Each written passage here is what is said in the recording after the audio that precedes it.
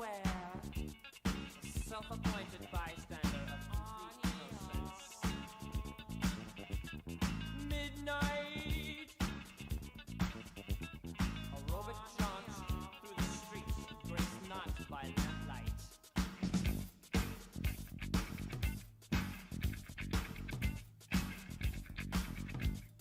Prelude to fear.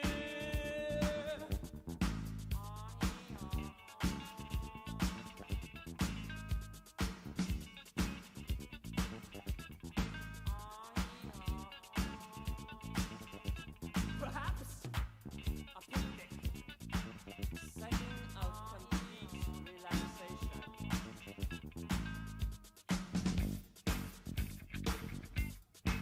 The sound, the sense, the sight, the sense, disarray. Prelude to fear.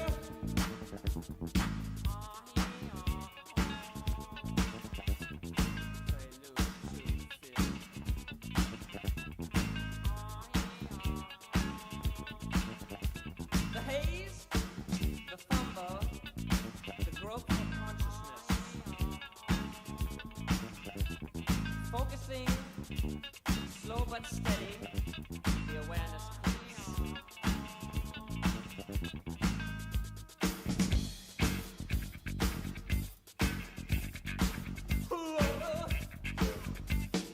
Prelude to fear.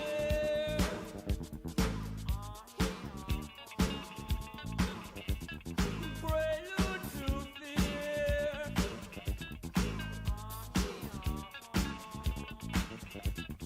Parallels of retrospect, dim sense of curiosity.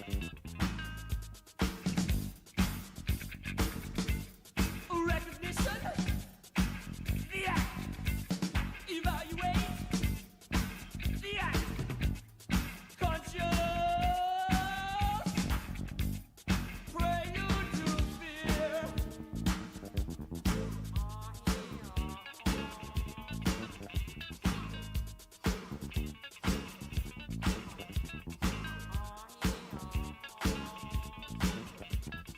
Physical sensations, the chill, possible immobility. Abstract mentality, waiting for the words. This is only a test. This is only a test.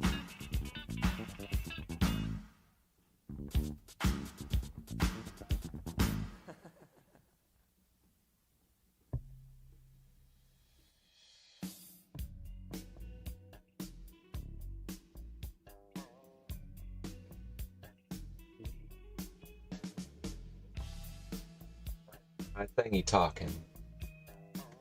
Hold on. Hold on. Yeah, I always gotta switch it to my other, like, microphone. Yeah. Ooh, I get to choose it over here. I like cheese. What the? Wants me to log in. No.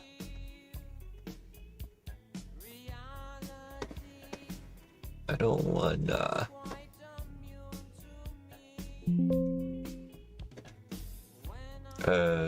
Hold on. Sorry. Slow start today. Chat. There we go. Let's see which one's winning. Chocolate's winning by 4? Really? No cheese lovers in here? Shaking my head. Shaking my head. Alright. Hello, Kinsey. And a burnt brownie. How's everyone doing today? How we doing? We doing good? I hope so. I hope everyone's doing good. Hello, Samuel.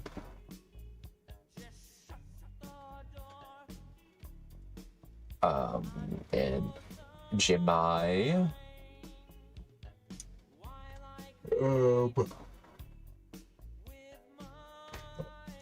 Okay, this thing's getting in the way now. I'm gonna end it, even though I don't like the answer. Cannot believe you all chose chocolate. How sinful. So yes, today, guys, doing what I'm doing yesterday, which is continuing the tutorials, and I'm gonna keep going with the Itzel rig. I'm gonna keep going with the Itzel rig, unless it starts, it needs like a different, if it needs like more editing and whatever on the actual like character, I might just draw a new character. So who knows? We will see. What do you mean 17? What do you mean 17 more minutes of what? What are you talking about, Oval Carl? Anyways, let me... Why is it... I don't want to see that. I want to see... Damn, nothing is working in my favor today. Let's see. Courses. That's what I was looking for. And I went through 6 tutorials. Yes, we're on tutorial 7. Wow, it's so loud. See, that hasn't changed.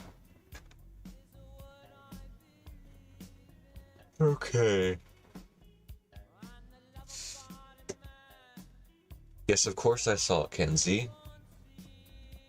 I see all.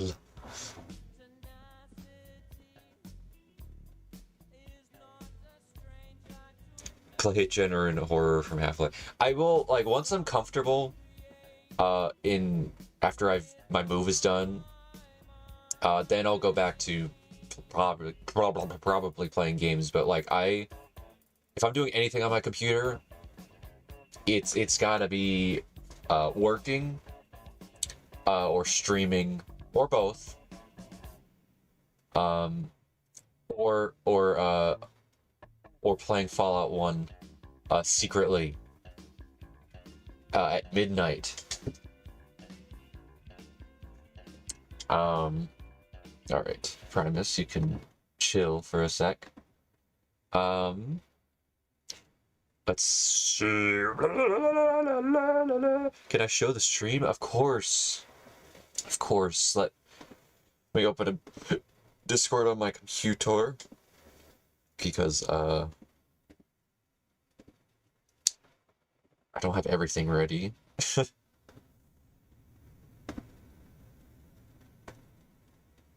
Oh, and I will be showing this Voco art too. So let's see. Open. There's the Kenzie drawing, and then open. Let's see.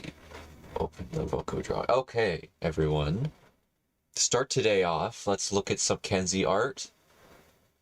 With Itzel, with Kenzie's new design here. And a cute little Itzel.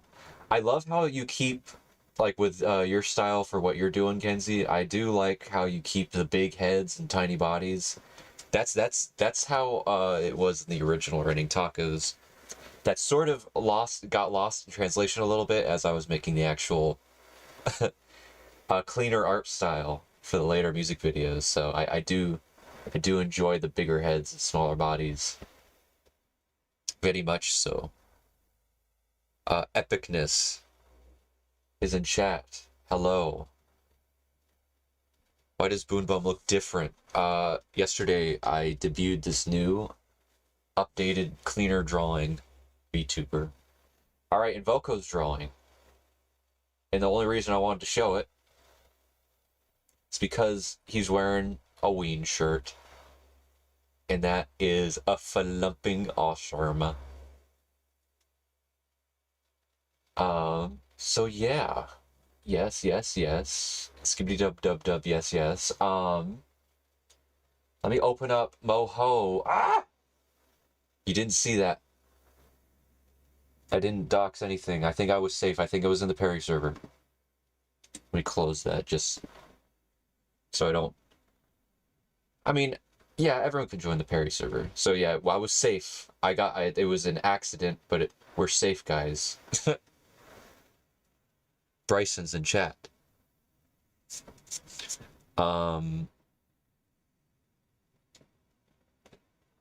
Epicness has drawn a new icon. Let me see. I want to see that. Let me see. Wait, not Bryson. Epicness. Sorry, I get Epicness and Bryson mixed up a little bit. I apologize.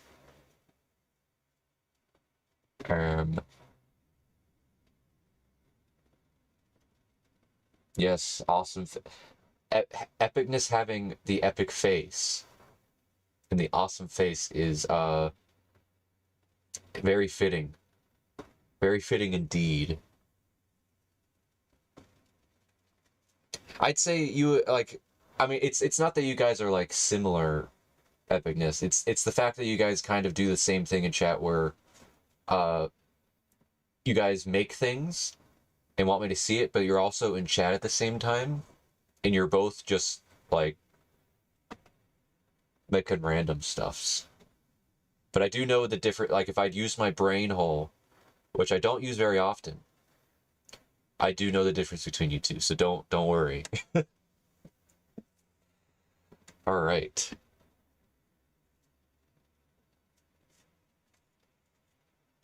Bryson, you will be a teenager. Yeah, that's true. And then also next year, I will be a 30-year-old man. Like, time just goes on, and we just age, guys. This is insane. Insanity. You almost hit 40 subs. Whoa! That's awesome.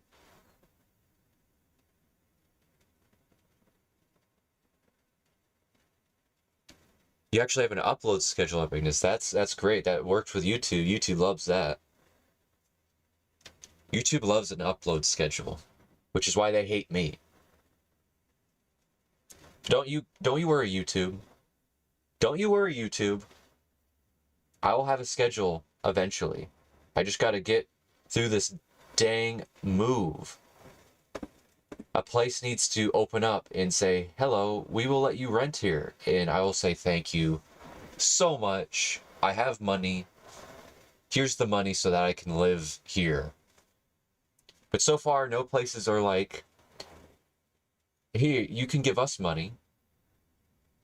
So I just sit here, either in a dang Airbnb or at my mom's house. Like, where's my home? I need a home. Can you give me a home? I have money for home. But they say no. They say no, folks.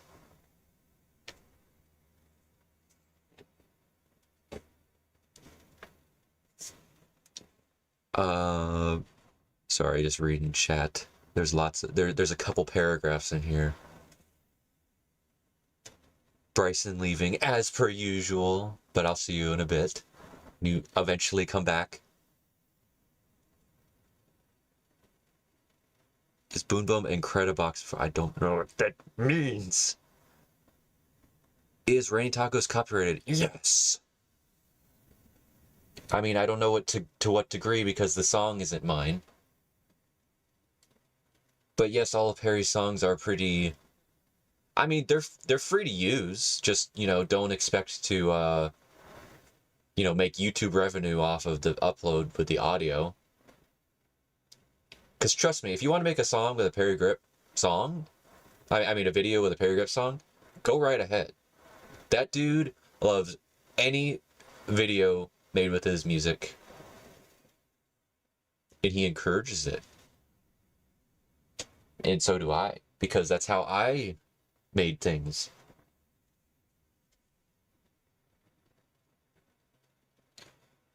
All right, guys. All right, guys. It's time. It's time. Let's get reacquainted with what I did yesterday, actually, before I get into the tutorials. So, yesterday, guys, with the tutorials, I made Itzel. And she can move. She can move and schmoove. Not transform. Manipulate. She can move and schmoove. Not super amazingly yet. But she can move and schmoove. She can say hello. And hello. She can be like, guys. Wait, hold up. She could be like,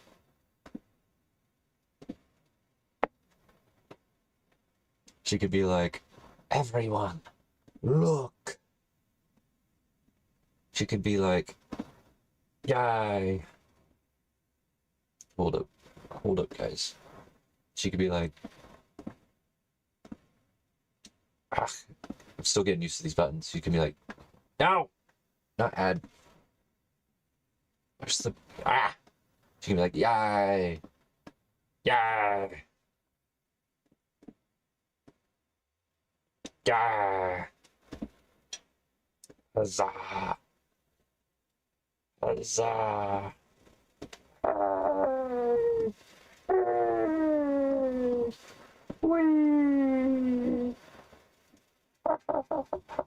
Oh, this is messed the crud up.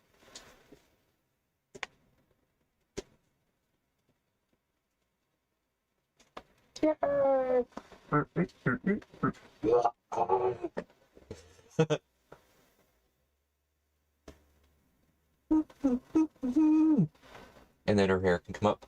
Hello. I'm going to fly away with my hair.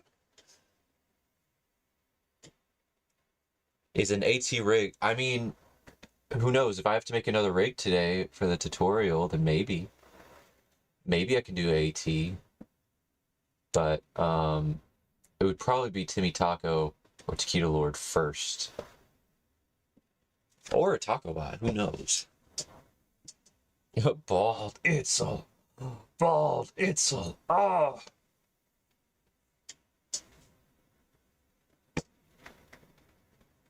All right. Okay. Let's see. Close. Let me reopen. So actually, I wanted to see why. So how come this foot's fine? This foot's not. This foot's stupid. You're stupid, guys.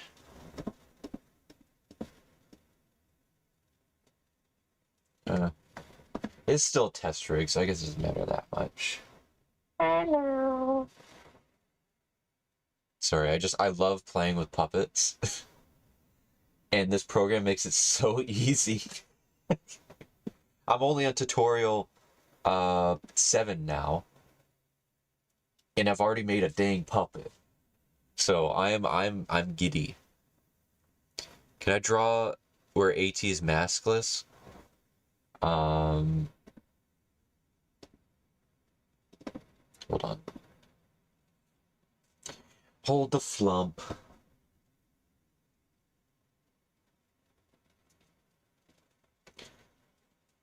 Hold the flump. AT, the anti-taco fiend. Or fool. Either or.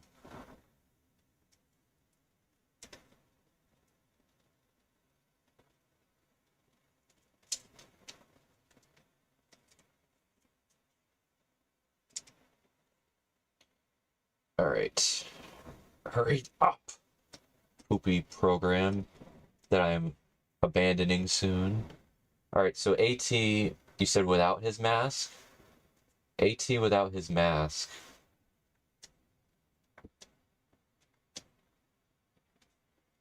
Is just, should I give him eyebrows? No, he doesn't have no eyebrows.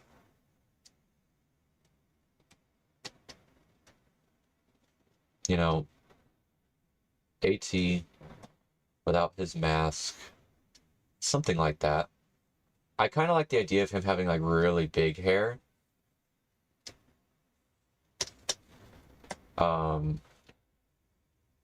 just because like he has like a skin tight mask on, and it'd be funny if he's just hiding like a whole giant afro under it. Senor Palo hair. Maybe. I mean, this is probably not exact. I think originally it was just gonna be like a short afro. Is what I had planned. Just whatever, like a regular, you know, just regular, like the most generic. Because I mean, that's one thing he's supposed to be. He's supposed to be just a generic supervillain. Um, but you know, it's a cartoon, so I would probably rather go with him having a big old, you know, afro under there. No, he's not Senor Palo. He's not. You want a Senor Palo? It's more like it's more like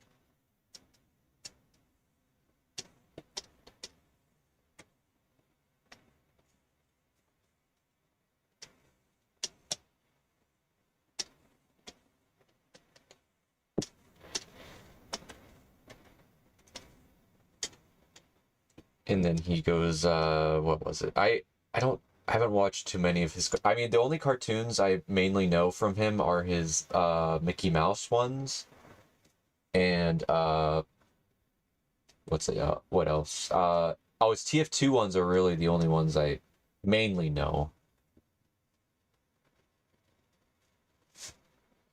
Um, other than that, other than that,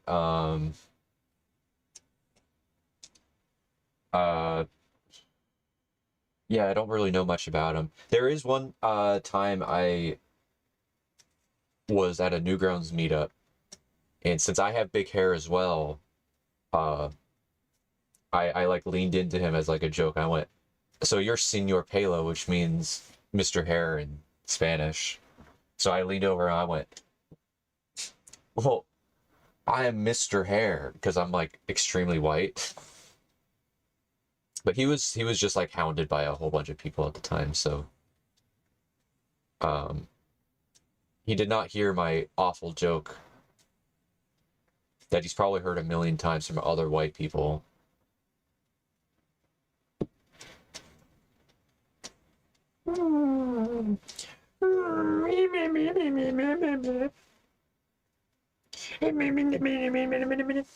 Oh yeah, I haven't watched Spooky Month. That's what I need to watch that. Everyone on TikTok too was saying that my Dudleys looked like his drawings, but it's literally because me and him, you know, as the years went by, we were doing the same thing. We are just making flash cartoons. We're random and silly. So, you know, our cartooning skills happen to just be very similar. You know, that happens. That's what happens sometimes. Is people will just be similar.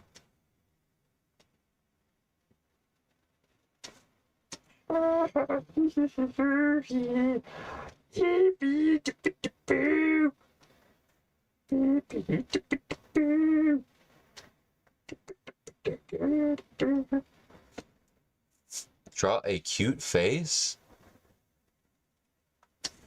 Okay.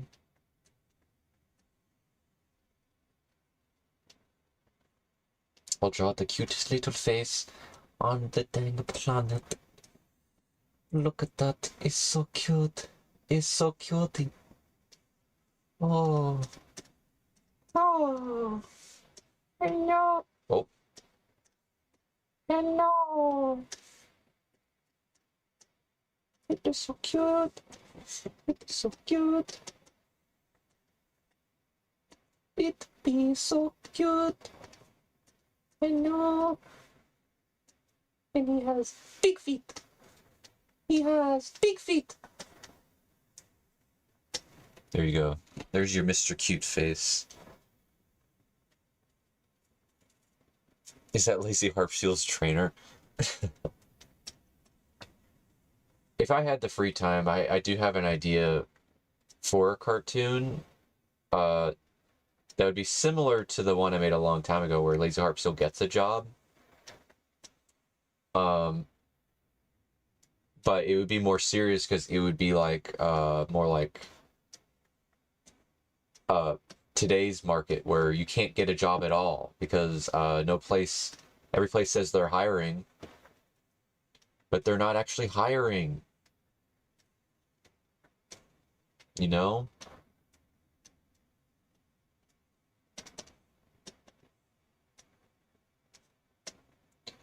You know, you can't get a job in this market, so poor Lazy Harpseal,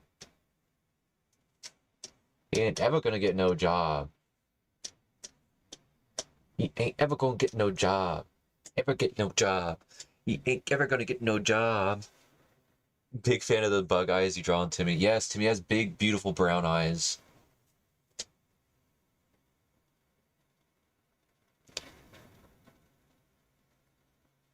Draw Humphrey in kitty sweater. I'll just draw Humphrey. Wait a minute. Wait just a moment. Wait just a moment.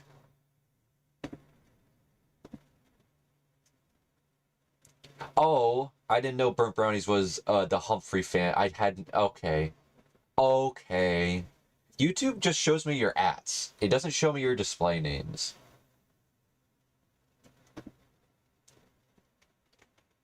The Harpseal. It's a lie. No! It is not. It is not. Alright, Humphrey. I'll draw Humphrey, and then I need to stop being distracted and continue my tutorials. Humphrey as little tiny. Little tiny. His eyes are a little bit bigger than that. This is not the best Humphrey drawing. This might be the worst Humphrey drawing ever. Might be the worst one ever.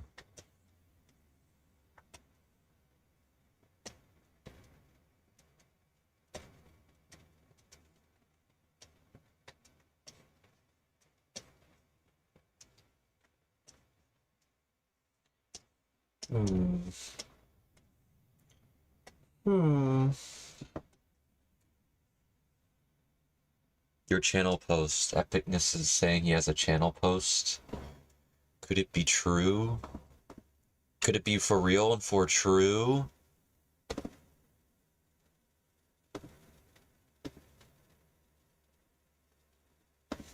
Let me see.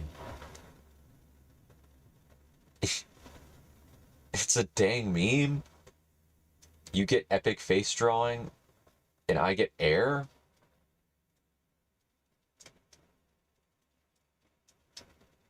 What is this deal? What, you want me to draw the epic face? I used to do that all the dang time. I'm like a master at it, okay? Want to know how much of a master? I don't even need a reference, because it goes...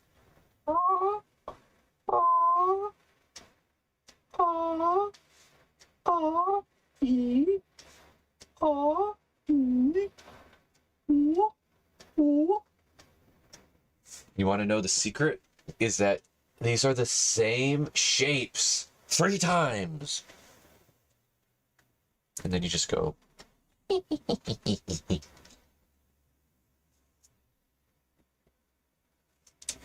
then to make it cartoony.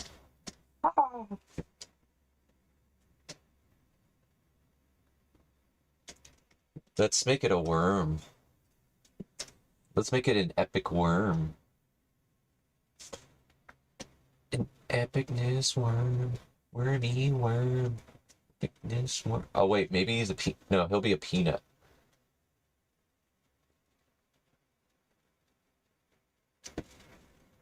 Now he's a dang little peanut. Can you believe this, guys? A peanut. Ha-cha-cha. Little ha-cha-cha-cha. Wait, let's do party hat.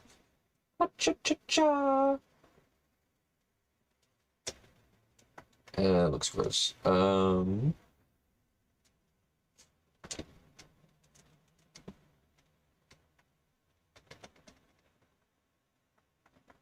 Whee! Ha-cha-cha-cha. Epic peanut.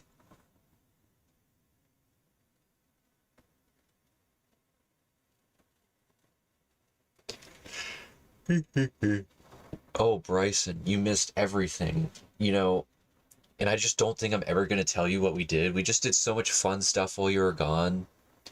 Oh man, I drew everyone in chat. I drew everyone in chat. And I just also told them that I'm never gonna draw Bryson ever.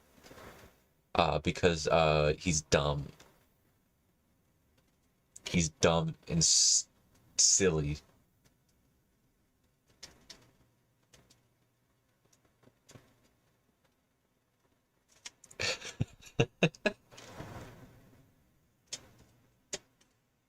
Yes, and then we played like a bajillion video games, and we had so much fun without you. And I made like 500 character. I made every single character in Rain Tacos and MOHO in like the 5 minutes you were gone, bro. It was crazy. I can't believe you missed it. I can't believe you missed it. You're like the king of missing everything. Yeah, bro. Yeah, you missed everything. Like you missed so much everything that I might even just end stream just because you missed everything. And I think everyone saw everything that I needed to do, and you're just gonna have to miss it for the rest of your life. I don't know what you missed, man. I forget the last 5 minutes uh as time goes on because my brain's broken. All right, say goodbye to these drawings. You're going away five ever. And we're going to learn MOHO, everyone. Let's see, we got Itzel up here. We got little Itzel. Can I draw old Taco Bot? Not right now. Not right now. No, oh. No, oh. Her hand! No! No!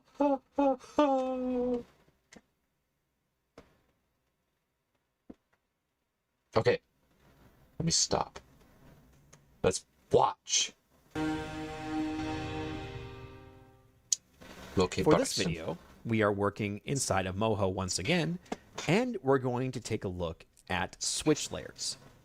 Switch layers do exactly what the name suggests. It allows you to switch to different layers during your animation. And a good example of this are the mouth poses. We had several mouth poses. But I was already doing that. Photoshop, and the intention is to only show one at a time depending on the voice clip that you might be lip syncing to or the emotion that you want the character to emote. This one's So missing. here, you'll notice that on our layers, this group was automatically transformed into a switch. And you can tell this is the case because the icon is different compared to the other groups. You'll also note that only one layer is being highlighted at a time and the others are grayed out. And that's to indicate that right now, the switch layer is on MBP and all the others are hidden. If we wanted to change this, we can right click and just note I'm on frame 6, not on frame 0 while I'm doing this. And we can change this to anything we see fit, such as ETC, which is showing the teeth. And you can see here we're able to swap to that. What's more is on the timeline right now, you can see I have a switch layer channel that's being created due to swapping in these layers. And if we were... Wait, so if I do it on the timeline, like if she's smart, what the gel is going on? What the heck was that?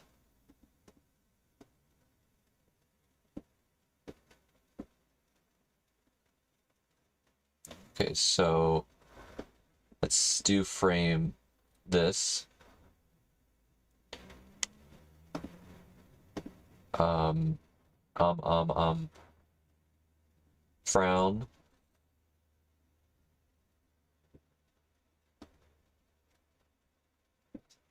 Happy.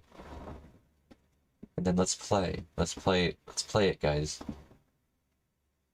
Excuse-moi. Why is it doing that? Why is it being all big?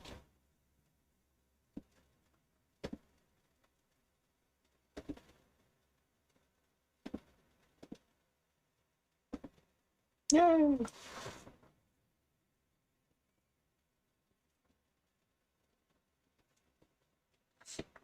Okay. Okay.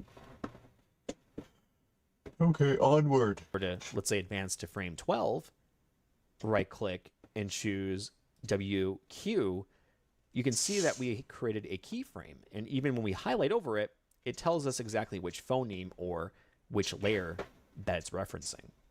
And if we were to back up, you can see that this changes. So it's ETC until frame 12, and then it switches over to WQ. I get it. Now, like your bone layers in your groups, you can create a switch layer by going up to layers and then choosing switch from the list, which will create a blank switch, and then you can start dragging and dropping your files into that if you wish. You can also convert groups over to switches, just like you could when we converted the copper.psd group over to a bone. Okay. So one example outside of mouths where this can be useful is the eyelids, because you might not want the eyelids constantly on. Perhaps you only want to enable these at certain points when the character is trying to express a different emotion. So what we could do here is let's just re-enable the eyelids so that way we can see them. Mm-hmm. And I want to right click on eyelids and choose group with selection. Now this is going to put this group inside of another group. And I'm actually going to rename this new group to eyelids. Whoa. The second group, I'm going to rename... Man, I don't got no eyelids on my Itzel here. I just got eye shapes. I just got eye shapes, folks.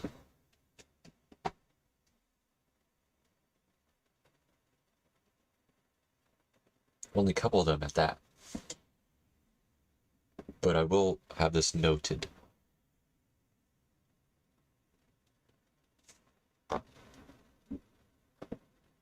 Wait, this character's from Cult of the Lamb? That's cool. And I want to now make a new layer and choose vector from the list.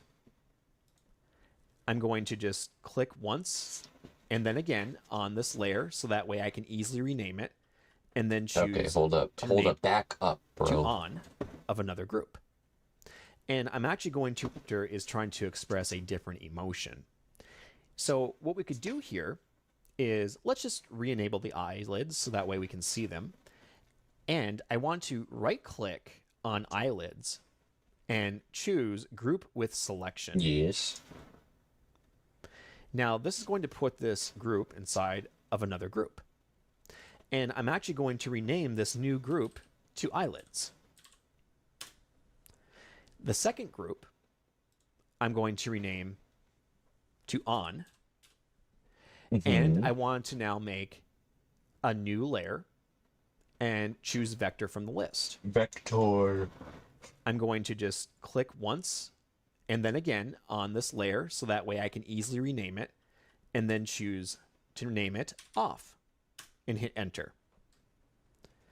Finally, I'm going to click on that new eyelids group, right click and choose convert to switch.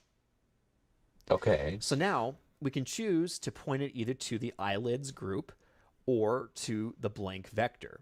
Of course, the blank vector will make it look like there's no eyelids currently on. Wicked, I get it. But at any point, you could right-click on eyelids and choose on or off, and perhaps he's being more sinister or he's talking about something here at this point, and you want those eyelids on.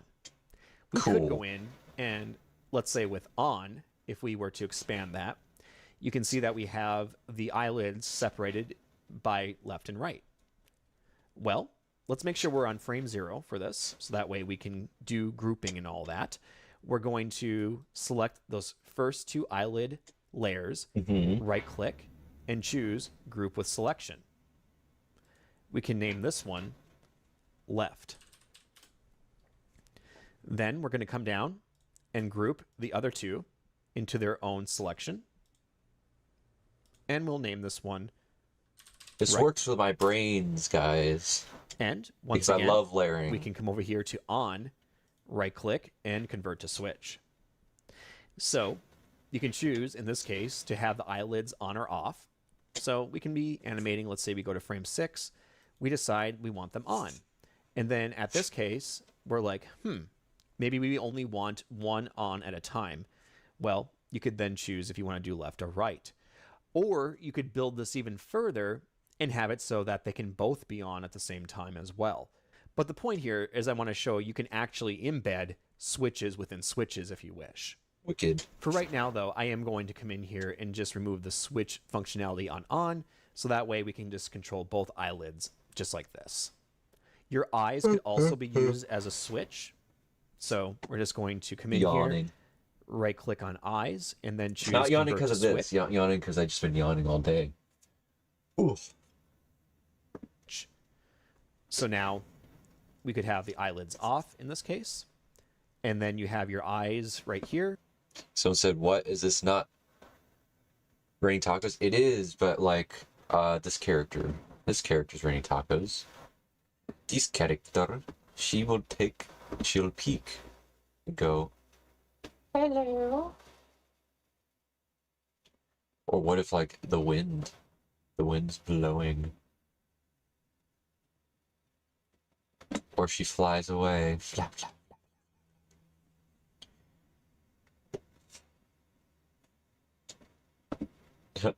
Wait, what if I did this? What if I made... Okay. How do I make a keyframe? Auto freeze. Where's just the keyframe button? Keyframe details. Add marker. Onion skin, probably, yeah.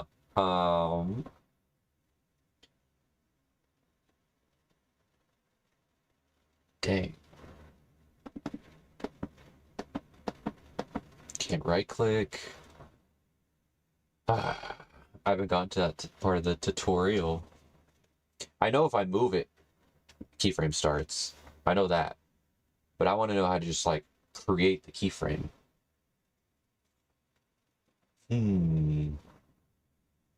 What is this? N? None? I guess I'm getting ahead of myself, folks.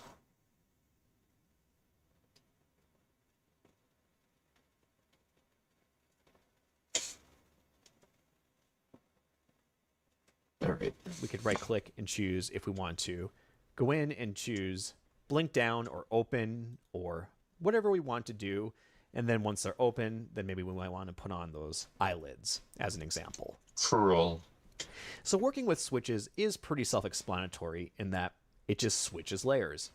But one more thing to note, it can be a little bit cumbersome to have to right-click and choose what layer you want to swap to. So in this case, yeah, show the switch window. If we have, let's say, mouse selected, we could go up to Window and then choose Yeah, I already Switch figured that Selection. one out, guys. In here, we get a visual representation of each layer within this group. And it also labels it for us. So wait a minute. This can make, for instance, lip syncing a That lot looks like Raining easier Tacos mouse. See, because you copy can me, use your arrow guys. keys to page forward and back, listen to what the voice is saying, and then put in the phonemes as you see fit. And that is how you work with switches inside of... No excluding epicness. If they're new here, they can be here. They just, you know, Have to be bored like the rest of us. MOHO. Okay, what's next? Target bones. Target's bones? Why is there an S there? Target's bones. Now let's talk. Don't put words I didn't.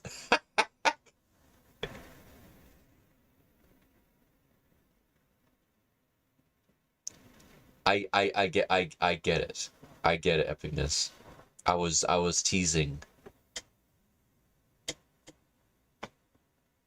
I understand it was a waffles and pancakes situation. Oh wait, he's starting with a different drawing. Oh no. Oh no. Sorry, Itzel. Bye. Meme, I know you've been sitting here wanting me to look at your dang little meme. So fine. I just finished that tutorial. Look at your dang little meme.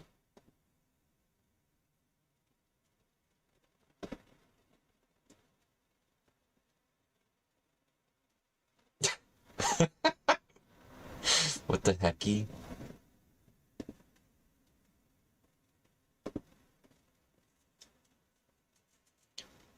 Homie, I would have drawn 173. That's not 173. I quite literally have one of the most famous cartoon depictions of 173 already. If I can just flip and go here, there's one there, but the better drawing is in the blah blah blah, this one, I think, in the first ending.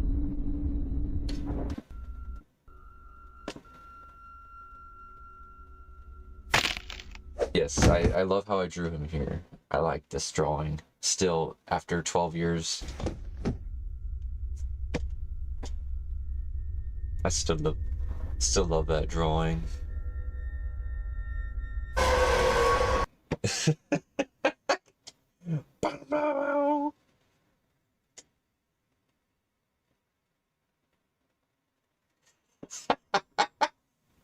I can't believe I got people with that.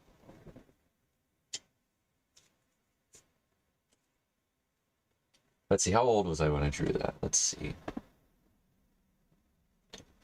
August 10th, 13 years ago.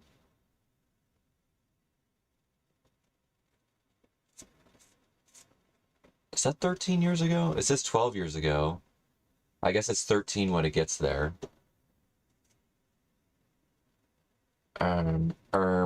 My brain is not working.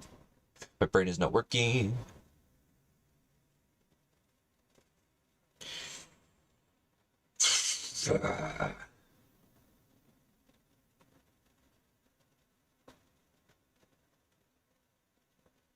I can't think right now. Wait, oh wait.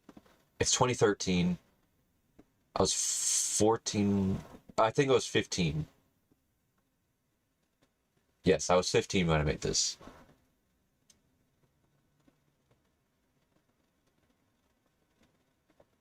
I was 15 when I made this. Oh yeah.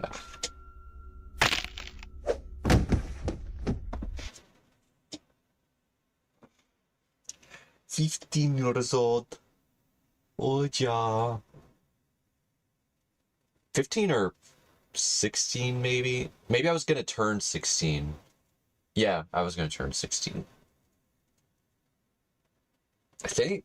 I can't do math today. I'm usually pretty dang good at math, especially just arithmetic, but like today's just not working because I'm in tutorial mode. Which Jen Baker? Babies. That's what that is. All right, let's see what this guy has to say now. About target bones. We're going to start with a basic example here. and then apply it to copper. So we have an arm here, and if I come in and just move this around, you can see what it looks like. It's just a pretty simple animation of an arm. What I want to do is add in some target bones, or at least one target bone in this example, to create a stretchy effect with the arm. Yes, please. So first, let's go back to frame 0, and I want to make sure that we have nothing selected when we add a new bone. So I'll select the Add Bone tool, and we can hit Escape, or you can Alt and click off of the bone to deselect. Okay. And it's important that your targets are not attached to the character rig when doing this. So we're just going to click to add in this independent bone, and then come over here to the Transform Bone tool. Yes. And come down and attach this target to the wrist like so. If we come over here and use the Select Bone tool with that new pin bone still selected, I can come up to the top bar here and rename it to Target. Now, if we come over here and click on the forearm bone and then go to Bone Constraints, you can see we have the ability to select a target. So right down here, if we click on None, ooh, IK rig, we have the ability to select that target bone we just created. Is it going to be a hand? So let's go ahead. Oh, it's the target. It's just target. Okay. You may note then the target bone now looks like a target. So with that, we're just going to close this really quick and give it a test. What's it gonna do? So let's go to frame 6. Again, just past frame 0 will do. And we're going to use the Transform Bone tool, grab the anchor, or target bone in this case, and click and drag. Now you'll note, as I'm doing this, I'm able to move this along. And even if I go outside the bounds of the bones, the target bone actually allows me to move it, and I still have control over the arm. Okay, I guess Itzel has to come back out, folks. Woohoo. Itzel's back. Back again. Itzel's back. Tell your friends. Alright.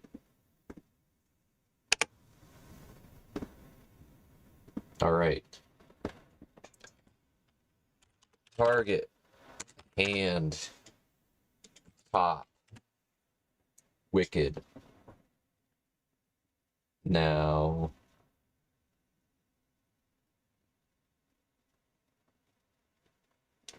How did he move it? Show me how. Show me how. Who did this? Click off of the bone. Just going to, with that, the Transform Bone tool, and come down. Okay. Okay. Okay, okay, okay, okay. Boop. Ooh, it locked it.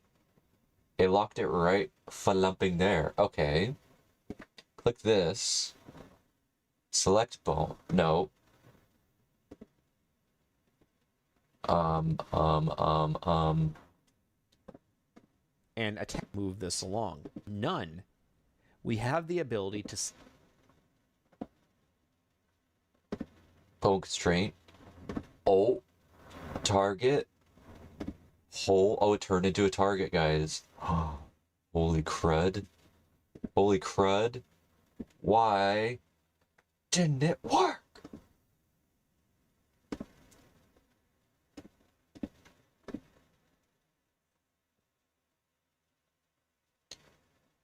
I'm getting angry. select that target bone we just created. So let's go ahead and click on Target. You may note then the target bone now looks like a target. So with that, we're just going to close this really quick and give it a test. So let's go to... Oh, wait. Okay, I think I have to be out here. Now will it move? Yes. Ooh. Heck yeah, bro. Now Itzel can totally say hello. Watch. Hi. Hi.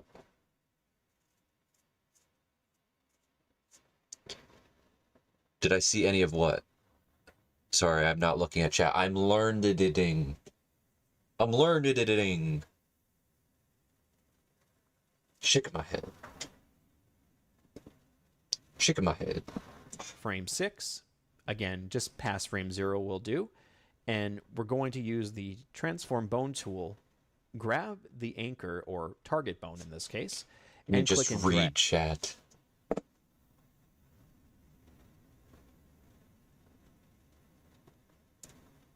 Okay, I'm going back on chat. Oh, is it being people being mean?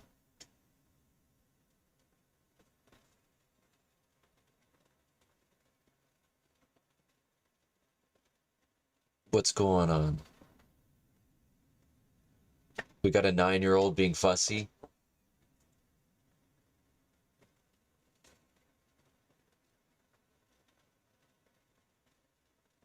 Do you want me to mute him? I can mute him if he's bugging you.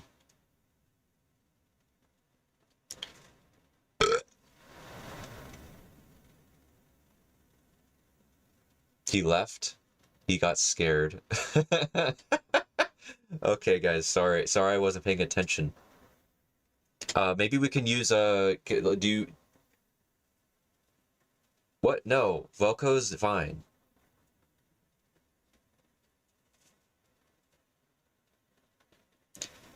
In any case, if there is someone, exile just means to get rid of, but like at an extreme degree.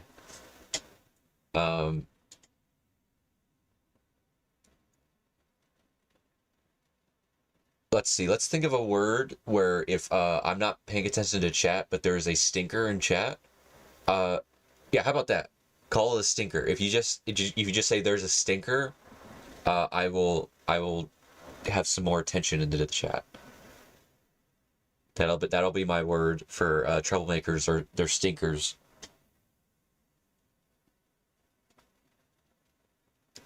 Green and blue have the same personalities, Ed and Tom.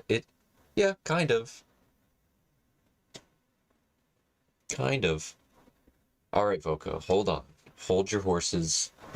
I'll check the Discord. I'll put it on my other screen so that I don't dox Discord. As per usual. There we go.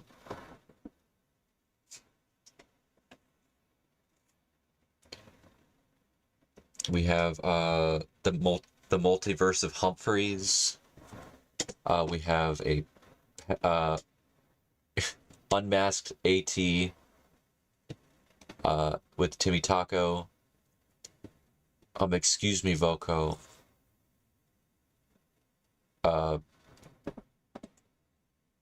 Where is his skin? And then the Daily Hedgehog. Alright, let me show everyone the multiple Humphreys and the Voco drawing too.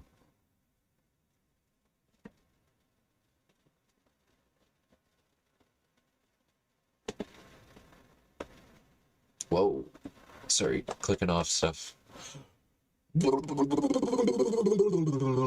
Okay, here's Voco's drawing where he's missing his dark tone, but this is AT, and this is Timmy, and I guess he's getting ready to bonk him. Shaking my head, Mr. AT. And then here's the multiple Humphreys. Humphrey with DID. Wait, there's a stinker? Oh, the stinker's back.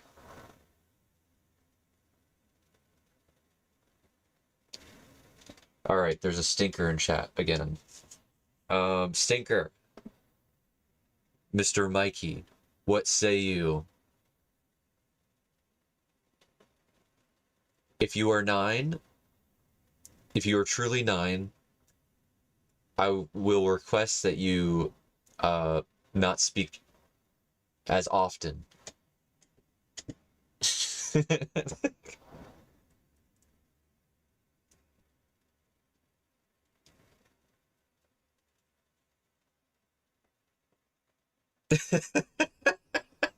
That's funny. Okay. Okay, hold on.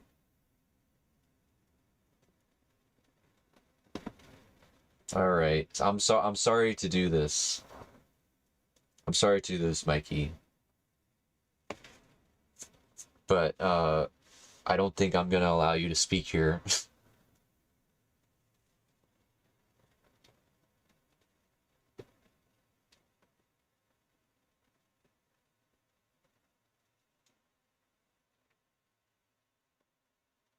Who said a slur?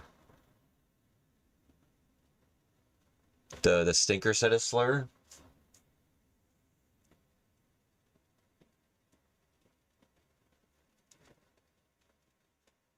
Voco didn't say a slur? You mean a curse word? Voco does have a potty mouth that I always reprimand. You say the F words? No, the F word's not a slur. Slurs have like historical like they're actual like violent words. The F word, the Mr. Fuck word, that's not a slur.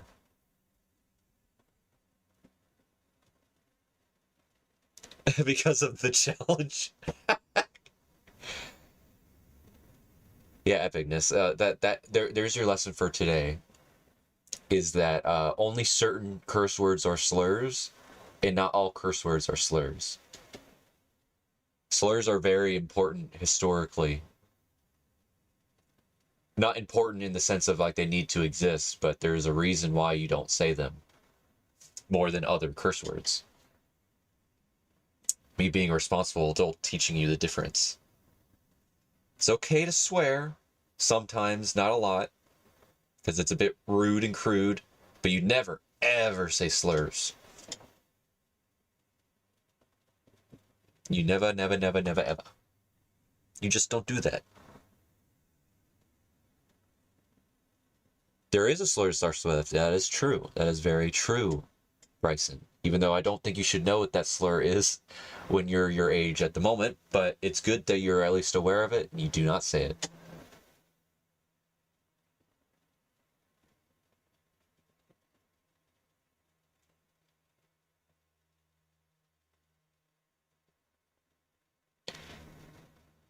All right, I forgot you're Italian. I'm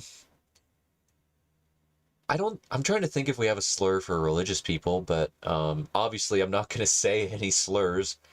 I mean, I can't really think of any. There are definitely definitely bad words towards like any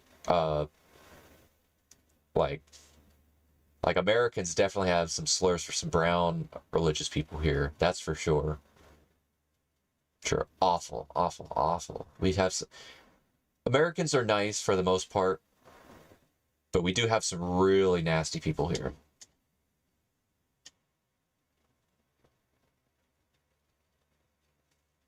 Anyways, let's not speak about slurs. That's very inappropriate. Very inappropriate. You guys are very young. I just wanted to tell you, as an adult, to youngsters, slurs be bad. And they are very important to not say ever. Hello, Unpanda. Wait, are you a person that I know, or are you just some random? Some random. Because it only shows me your ats, so sometimes I might not.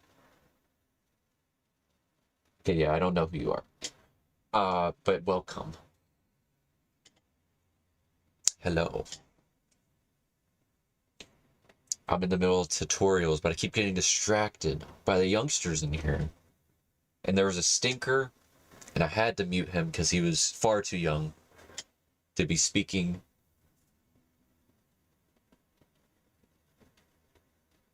Yeah, if you have your name in your I'm more likely to remember. Because I do try my best to keep track of what certain ats are to certain people's names, but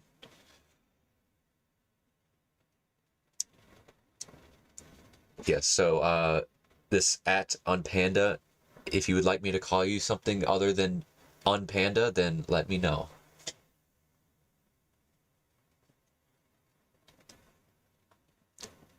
I can remember Bryson because Bryson is almost in every single stream, and he has a very noticeable personality. Stinker? Wait, how did he get back? Is this a different account? The Stinker's back? Okay, guys. Let's be nice. Let's be nice. Hey, calm down. If you could behave yourself, Mikey. If you can behave yourself.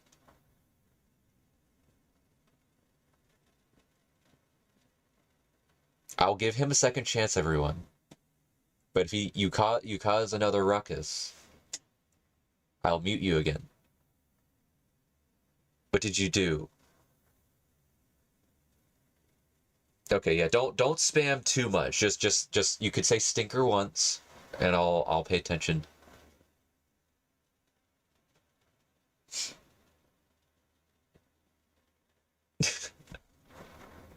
We just have someone who's causing a stink in chat.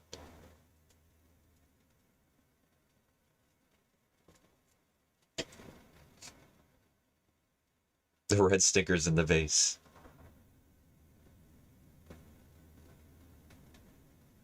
You're getting a little fussy and you're being kind of a stinker. But if you, hey, I'm not a fan of ban evasion, but I'll let it slide this time if you behave yourself.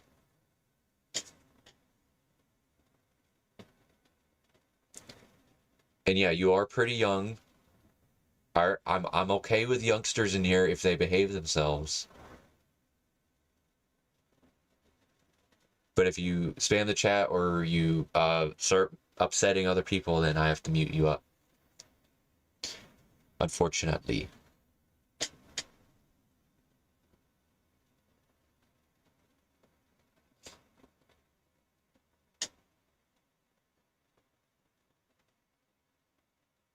Yeah, even Bryson can admit he's young. That's fine. It's not a bad thing to be young, but yes, if you are like, I don't know, I consider anything under 20 to be young. But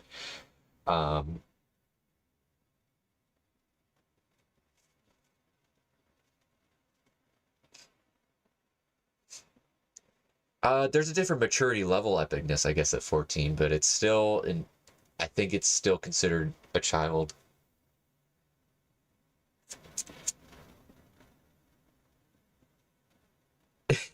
Okay.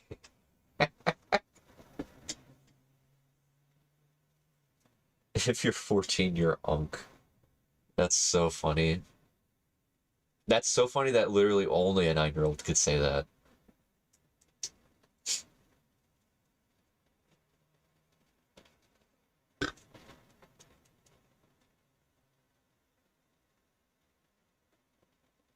Yeah, don't call no one in this damn chat is an uncle except for me.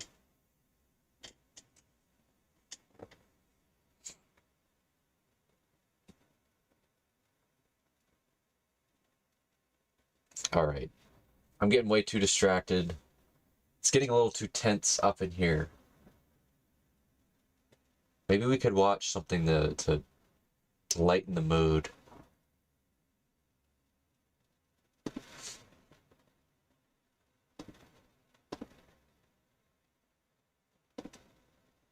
What would lighten the mood? Let me go to my liked videos and go to like my oldest. Oh wait, they don't have the top to bottom. Okay, let me go to like a really old like on my likes list. Something that's wholesome for everyone to see.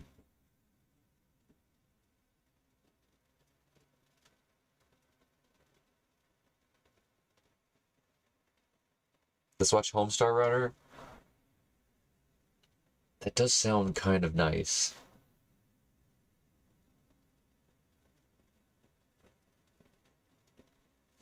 I'm gonna keep searching.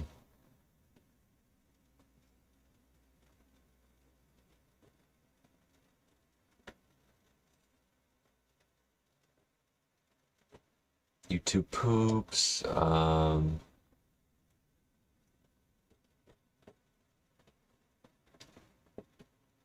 Is this song copyrighted? Ah!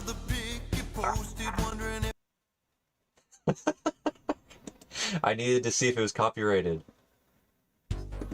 It won't pause. I love the pic you posted, wondering if I share it, would you mind?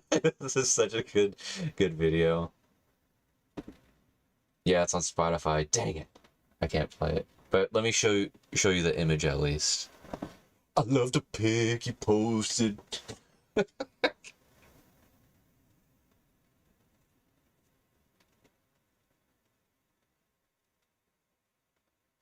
Alright, fine. I'll do Homestar Runner. Not hashtag Homestar Runner. Just Homestar Runner.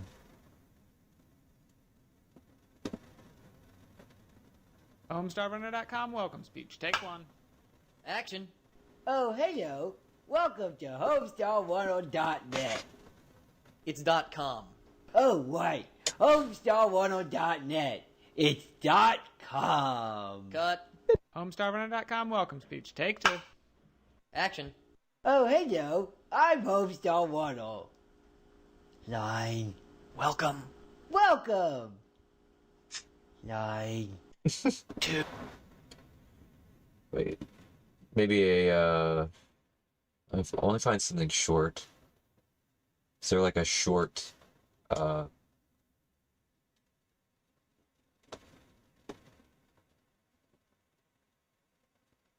all like 3 minutes. Stupid stuff.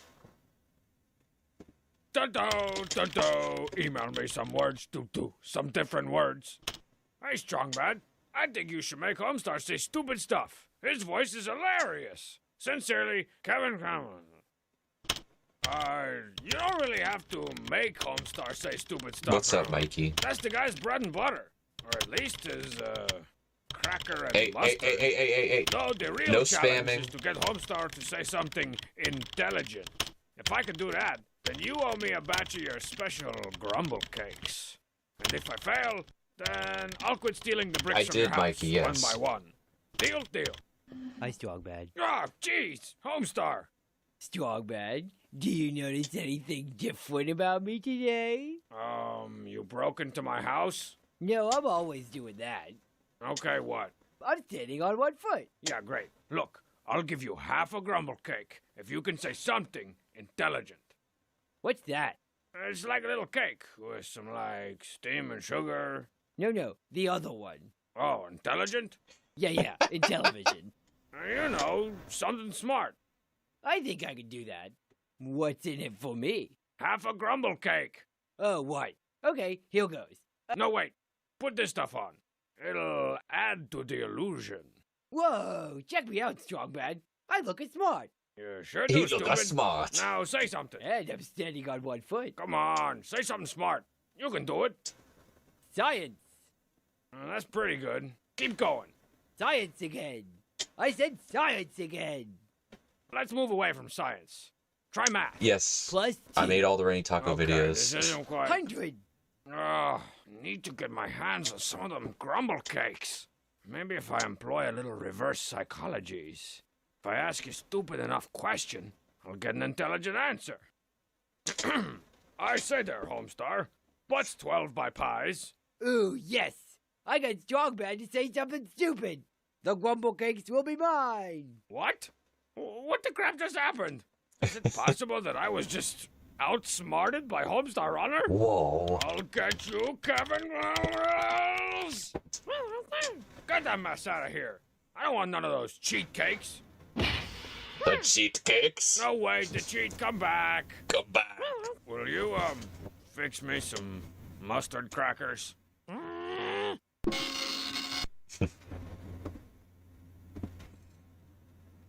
All right, all right, all right, all right, all right, all right, all right, all right.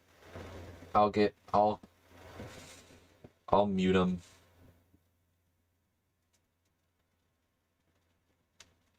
There you go.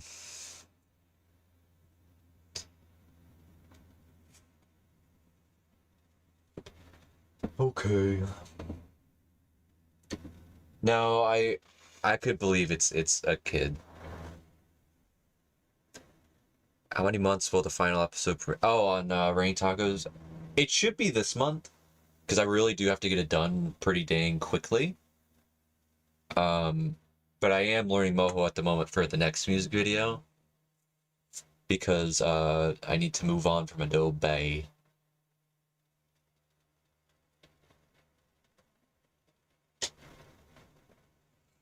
Okay. But from now on, guys, you could just say stinker once or twice. Don't spam the chat. Spamming is worse than someone being annoying in chat.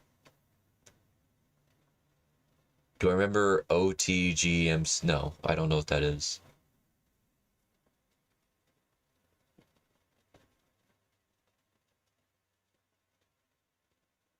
Jacob, he made another OC. That's curl.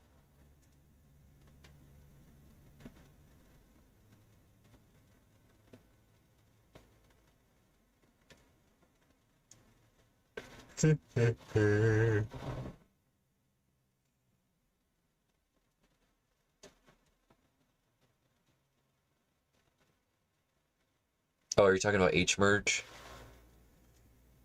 No, I doubt it. I think kids know how to make a bunch of it. Like, they know they get banned a lot, so that's probably why they have, like, multiple accounts.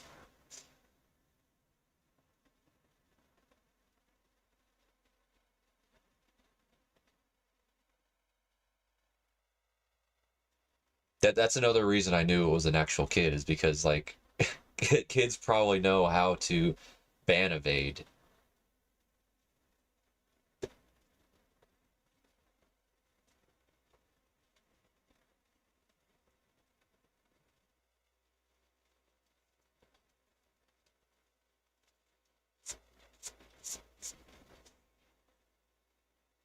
Yeah, I'm sorry you can't get a vinyl in Russia, Voko.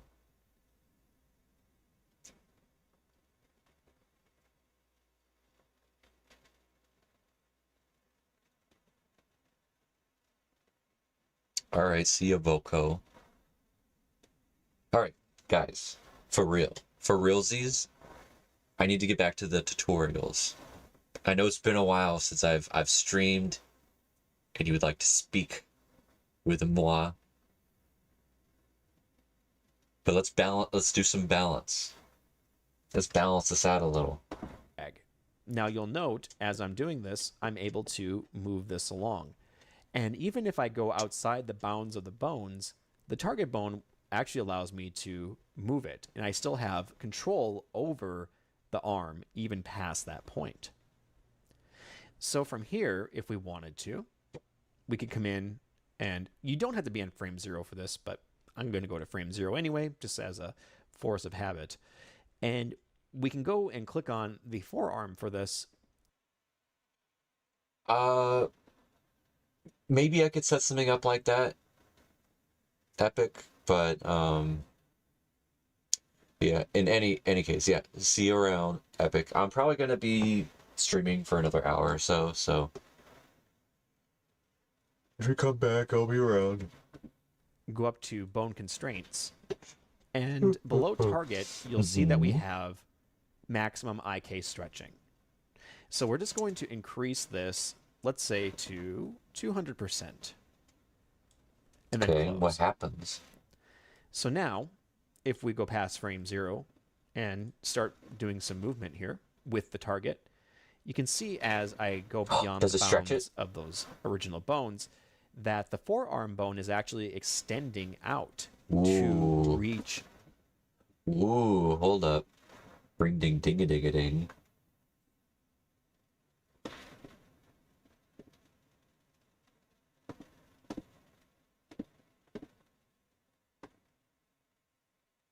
Let me test this out, guys. Let's take a look, see what this does. with little Itzel. I love the pic you posted.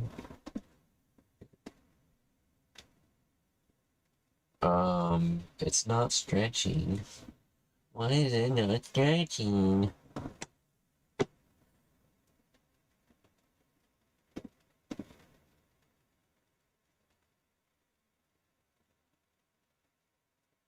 Oh, I see. It's because it's actually this bone. Ha ha ha. I'm smart, guys. I'm a smart. I'm a smarty. I'm a smart man. Built for animation. Oh. Yeah. Yeah.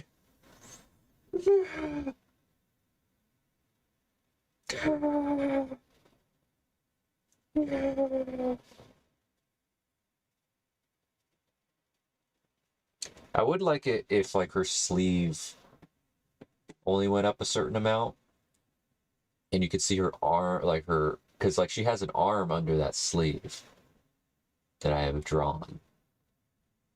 I don't know. That would be for like future rigs. Another stinker. It's H. It is H merge. Holy crap! You were right. Hold on.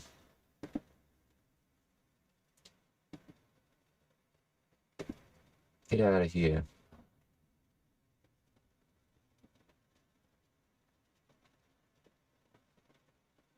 Ugh.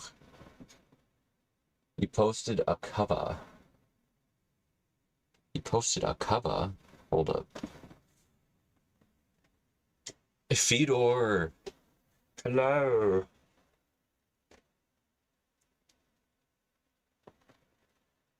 Do you think it was the same? Yeah, it has to be H merge. Alright, anyways, let's see.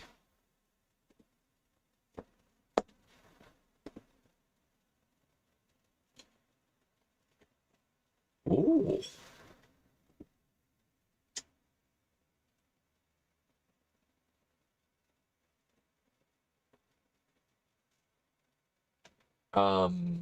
So Kenzie, do you want me to show this cover on stream? Or will you be too embarrassed? Because that's like you singing in front of everyone. Yes? Okay. I'll do it, guys. Alright, we're gonna have Kenzie singing, everybody.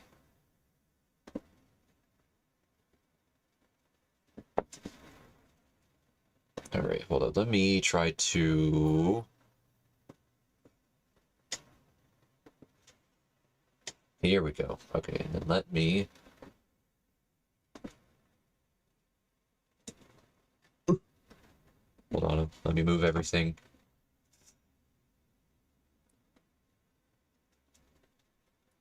You're a bit scared? This is your last chance. Last chance to say no. Because I got it loaded up. As you can see, it's right here. If you're too nervous.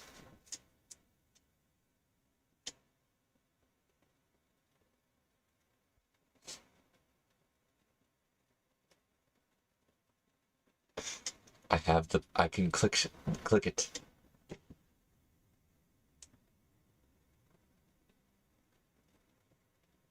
Oh my god, the dang H merge.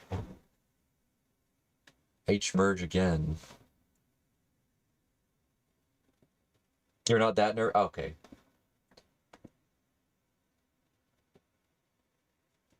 Alrighty, let's go. Pile of kittens in my mind. Soft and fuzzy, such a lovely time. Pile of kittens in my mind. Playing with a hamster in my mind. Pile of cloud floating over the city. New York town. I'm dancing. The best pierogies. Pile of kittens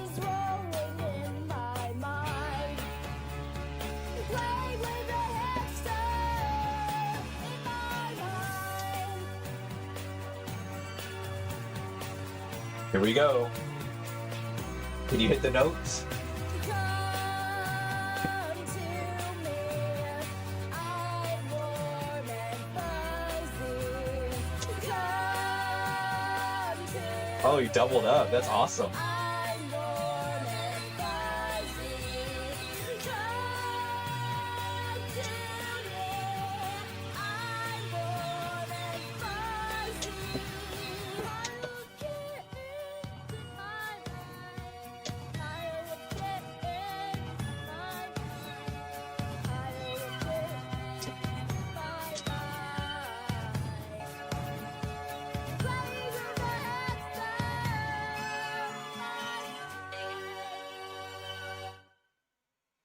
Clap, standing ovation. I need to add like a clapping animation to my blah blah blah blah. Ah, I just doxed the Discord again. I need to add a clapping animation to my little VTuber guy. I have plans to do like to have a hand for talking, a coffee one, and then I'll do a clapping one, I think. But yes, keep on singing, Kenzie. Keep on singing.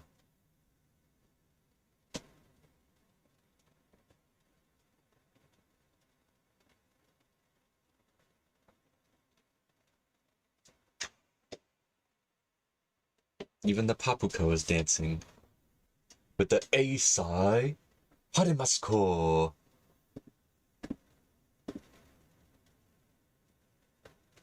Hold up. Eisai Harimasu. Wait, I gotta show you. Eisai Harimasu. ポプテピピックエイサーイハラマスコーイ何してんのエイサイハラマスコイ踊り流行るかな流行らん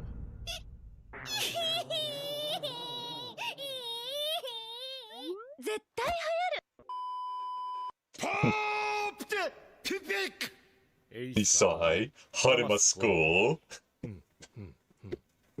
何してんの？エイサイハラマスコイ踊り流行るかな？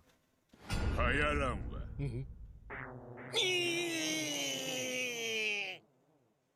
絶対流行る。Eisai. Oh! Eisai Harimasu. Alright. Stream. Bah! Alright, back to work. And hopefully no H merge.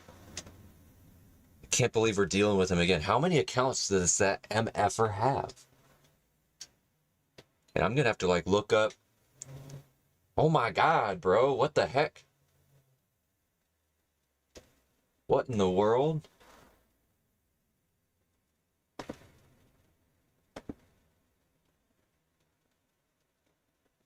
Whoa. What the heck? Dude. What in the world? All right, let's see.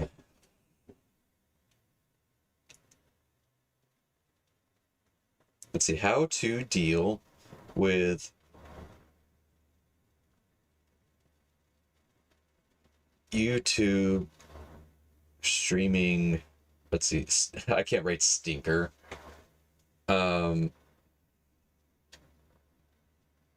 Multiple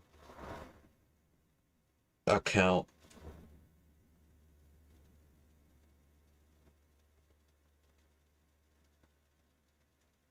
I won't be able to find it if.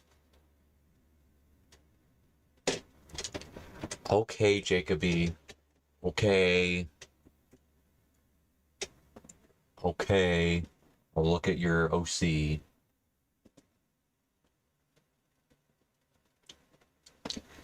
I don't know. HVerse has to run out of accounts at some point. Google doesn't let you make accounts like just like that many. We're gonna have to go through like you know, there's a limit.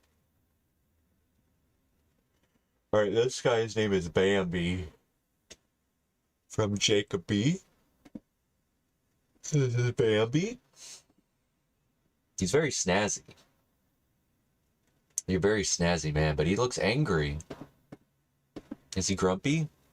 He looks grumpy. Looks like a grumpy man. But very snazzy. Very snazzy indeed. Alright guys, for realsies. And hopefully no H-merge. We're gonna get back to this tutorial. Of those original bones, that the forearm bone is actually extending out to reach the target. And it'll get to a point where it can no longer go because we only put it to 200%. But as you can see, it creates this nice stretchy effect. And you can do the same for, in this case, the bicep as well. So if we went in and just change the IK stretching here to, let's just say 165. Go back here to the target bone. You can see now we're able to stretch that out as well. Oh. So that's okay. Let me see about that. Okay.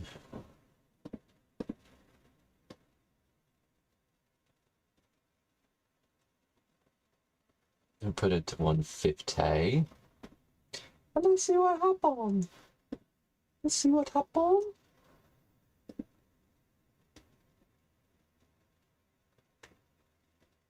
What the heck? Yeah! Yeah!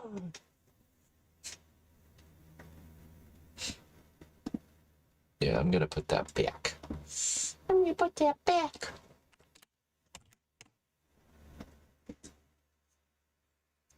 Alright. Let me put...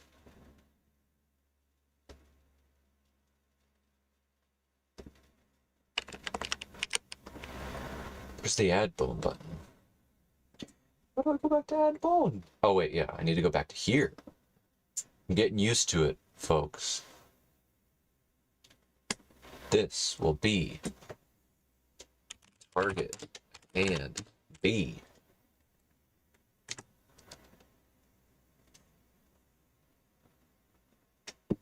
And it will go there. Then I'll click that sucker, click on that, click this, and click this, and put this to 200. And then, holy crud, guys! Whoa! Look, her arm also comes out a little bit too. The drawing would have to be a bit more thicker, probably, but that would be really cool if her sleeve comes out.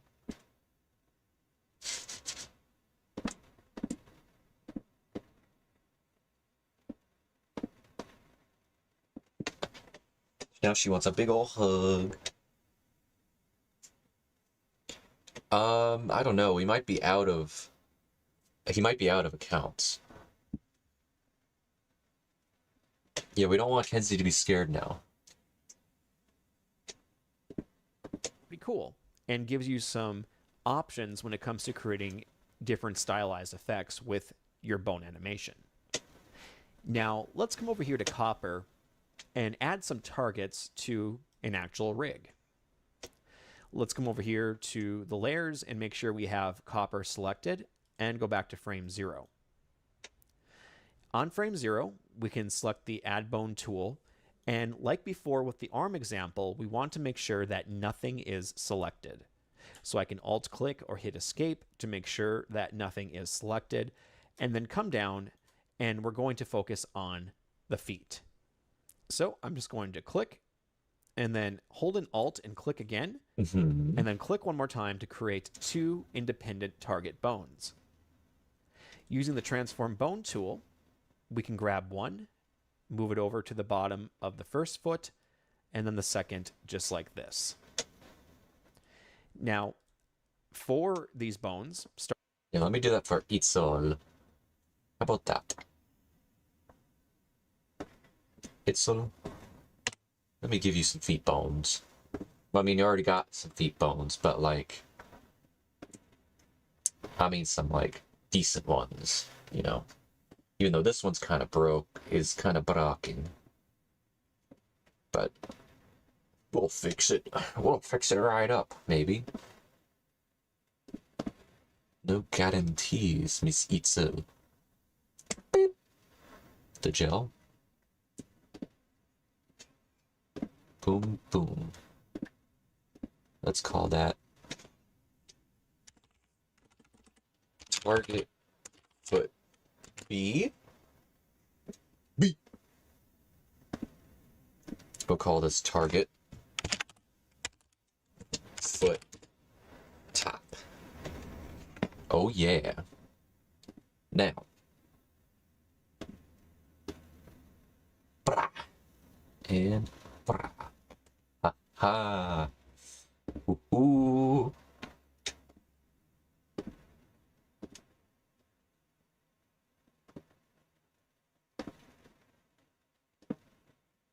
Target foot T, and then 200, and I don't know. This is just a test. 200 again. Let's see what this does, guys. Let's see. Ooh, I need to give her like actual legs. Now I think about it. Wow. She can stretch them out. Yeah. Yeah, that's what I was expecting. I was kind of expecting this. Some yuckies on that one, but whatever. This is just a test. This is just a test one.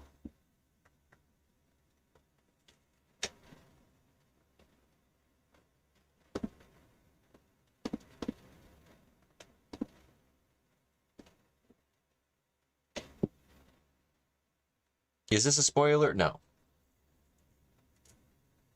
No, this is just a test rig. I mean, typically I do kind of go a little spoilery when I'm animating on the actual videos. But I may... I'm not sure. Because again, I was going to join, what's it called?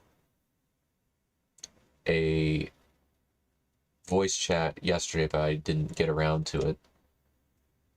In the Perry server, but if I do join that, that's probably where I'll be working. Probably heavy spoilers.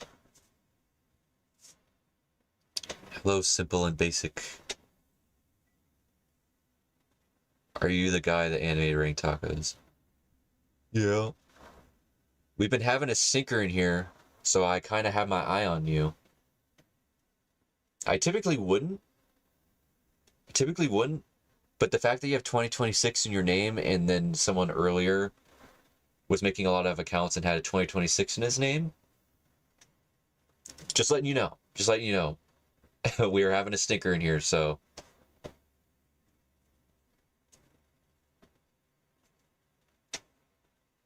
But yes, I did animate Rain Tacos.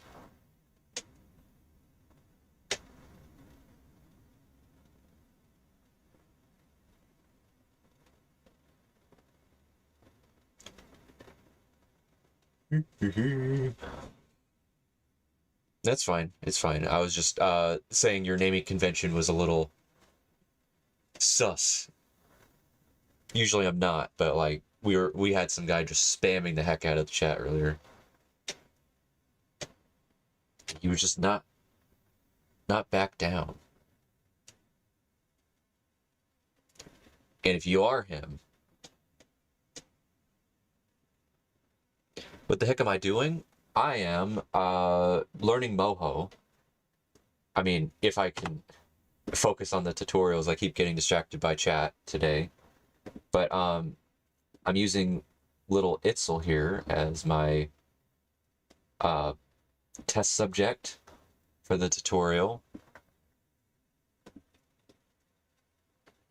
So far, she can kind of move and schmoove and wave and do all kinds of stuff. This leg works. This one doesn't. But you know, I might just have to move the bones, or honestly, it's probably because I need to like change the threshold of these bones. But who knows? Still learning. You think he's the troll? Well, this one, well, at least if this is him, he's behaving on this one.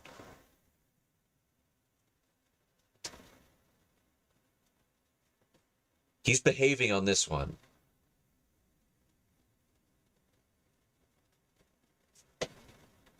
He's not even really a troll. He's more just like someone who just like wants chat, and he keeps getting banned because he keeps making accounts after I banned him.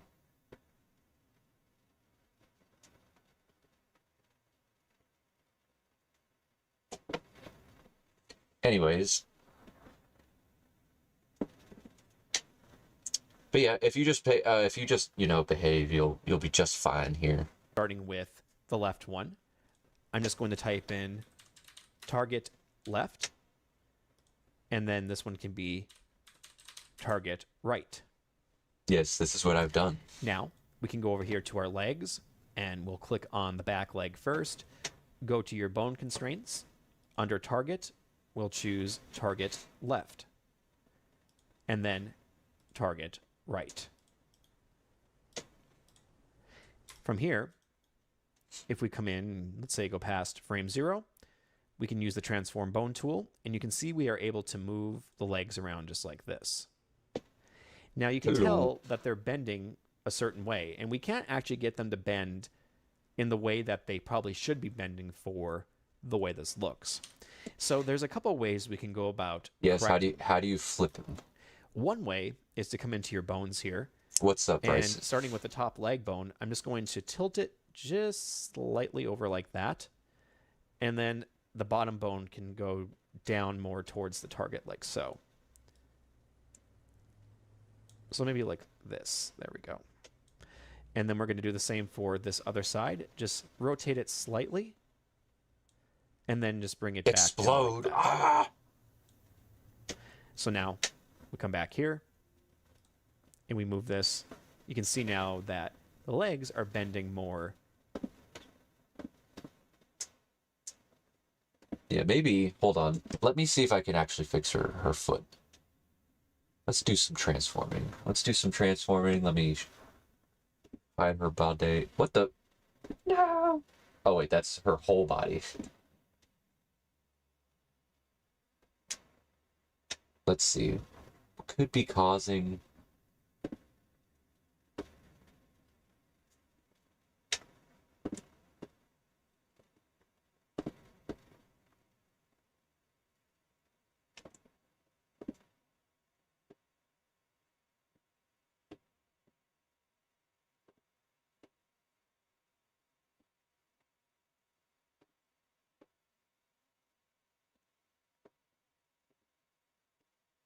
see.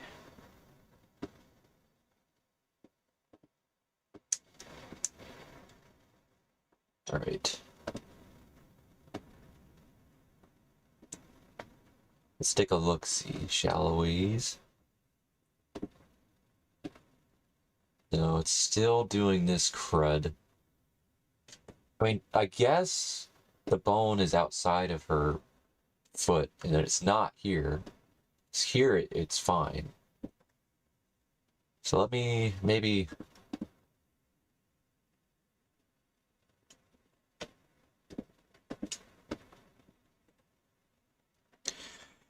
What's up, Simple?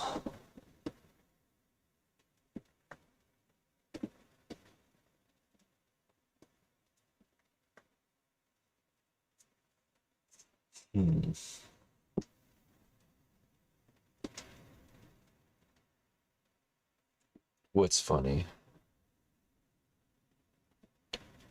Yeah, what are you getting ready to admit that you're a stinkor? Oh, I see what's going on. I need to be going back to here. Here we go. You're not. Okay, then what's funny? What be the funnies?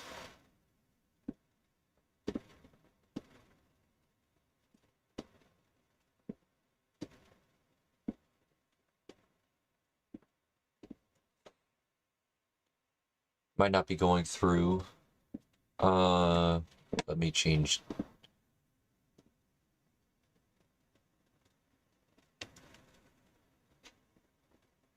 Oh, you just wrote something in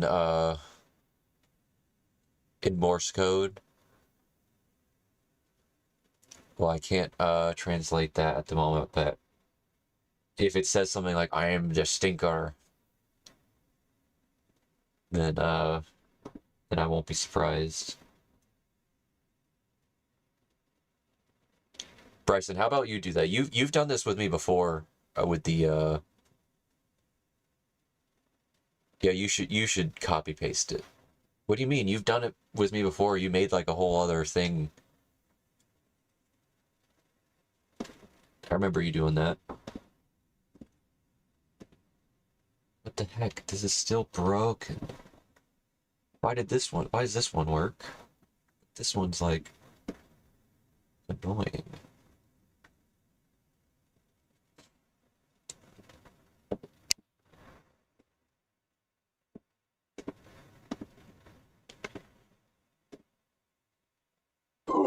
Fine. I'll translate it off stream.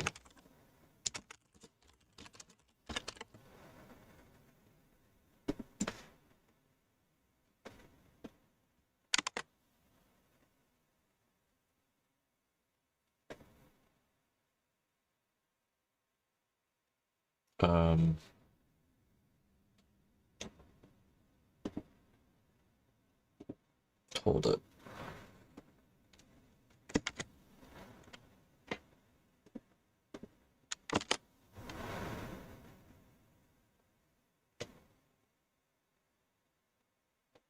I don't know if that translated correctly. It's something about pizza.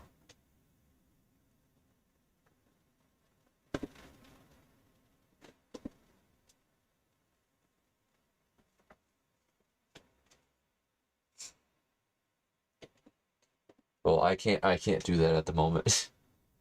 That's faux show. I'm not sure what the issue here is with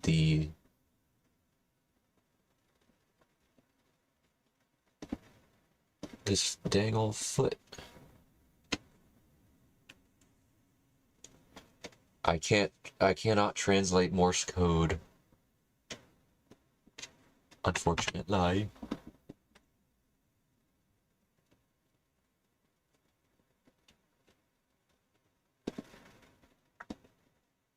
Whatever. Let's just continue. If you keep speaking in this Morse code, I might put you in timeout.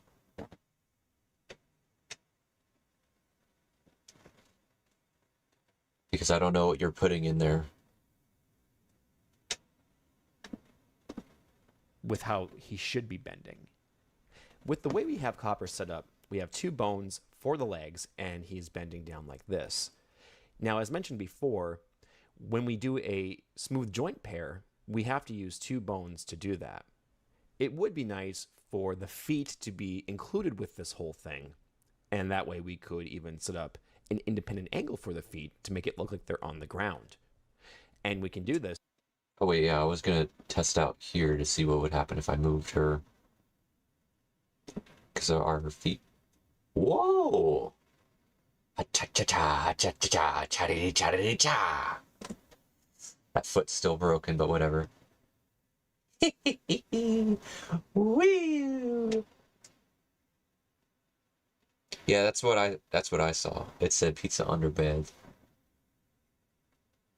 I just didn't know if it translated correctly because it didn't make no sense. Make no dang sense. Hello, she dancing.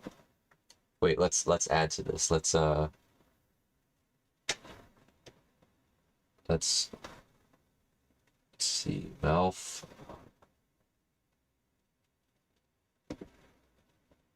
Ah!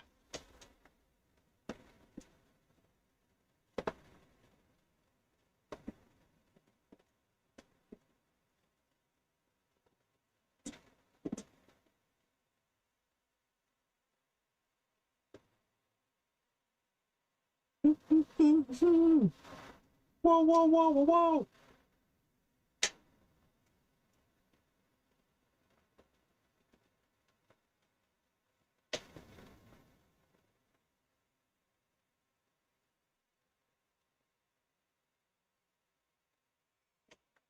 She dancing. She dance. What happens if I do this?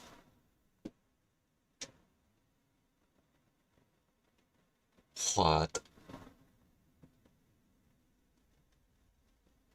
Wow. Wow. Can you translate for me, Bryson?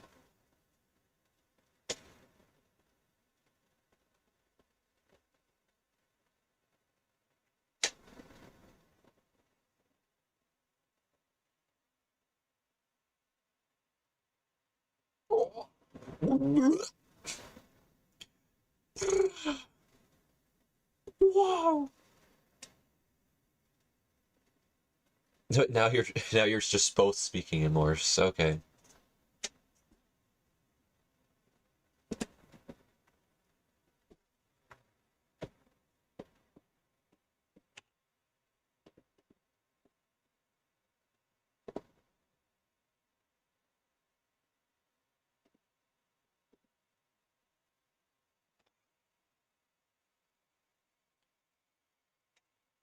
Okay. Ugh, my neck hurts.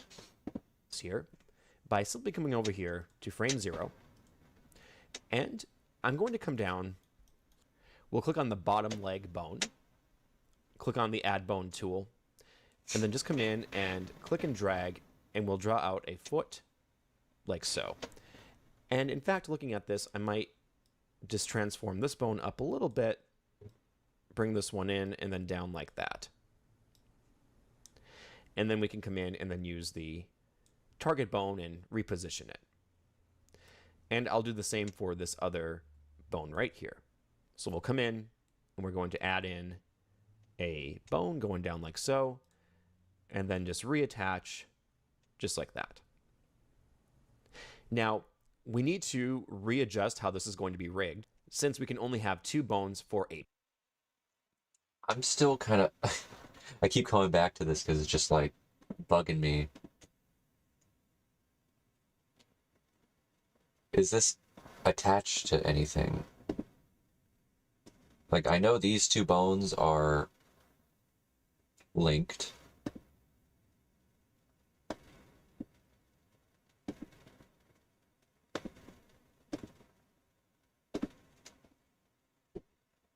They said chicken butt.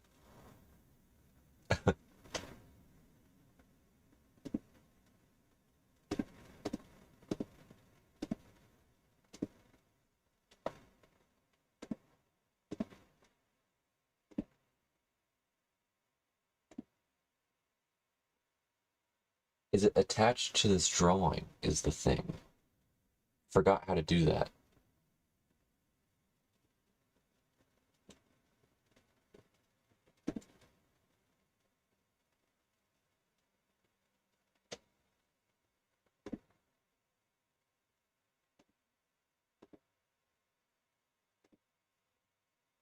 Oh shoot, is it not? Oh, it's attached to that. Maybe? Is it? How do I... Crap, I'm already like forgetting things. Find layer. Yes, that.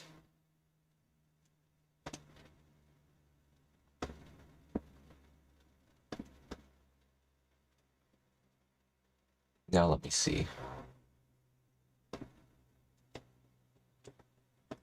Was that what the issue was? Yes. Duh. Okay, cool. I fixed it, guys. It's fixed. She's fixed, everyone. Huzzah.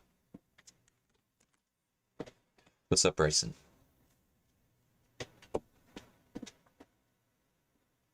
Never mind. Okay. Now she can fully dance. Now she can dance proper. She could dance proper like. Whoa, not that. Transforming. Yeah. What the? It's still doing crud.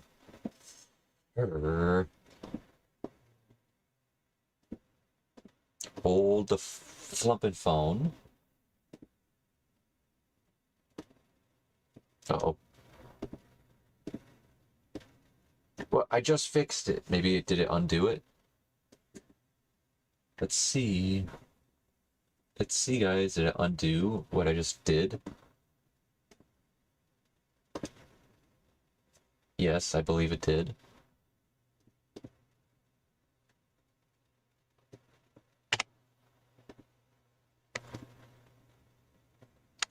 Because now it should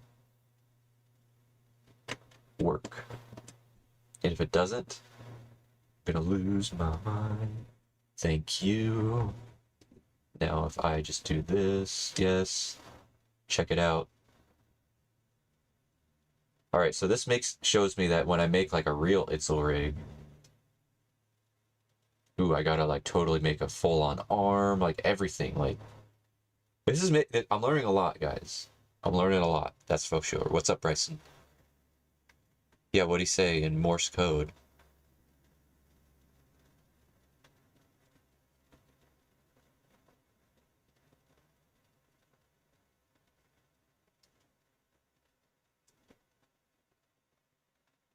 You might have a problem? Well, what is it? Is it a different stinker, or is it our regular stinker?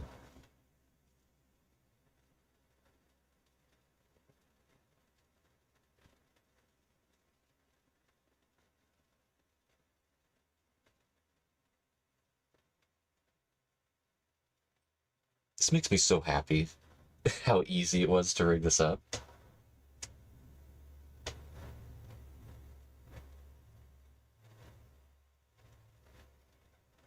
If it does, then I'm gonna have to ban him.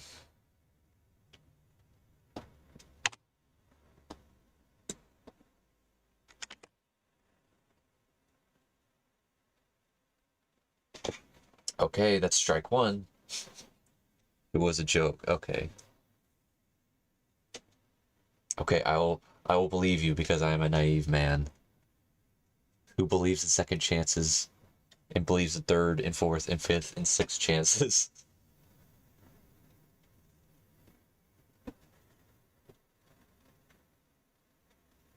What? Homie. Yes, goodbye. I should have known. His one of his accounts was HMerge 2026, and then he comes in with this other account called something 2026.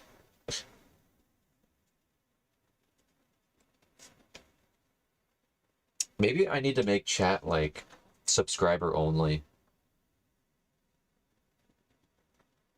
Should I do that? But then that like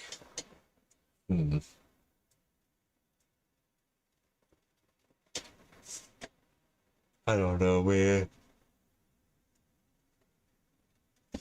But like that makes it harder for like new people.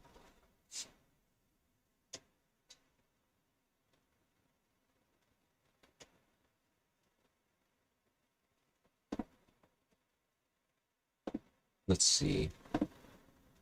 Wow! Get out of here.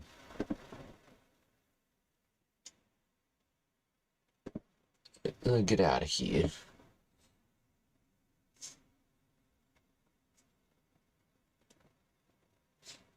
Stream settings.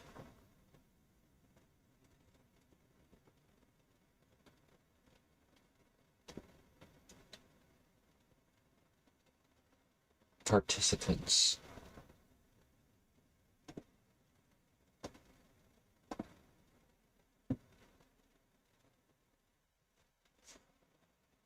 Maybe? I don't know. Community moderation. Whoa.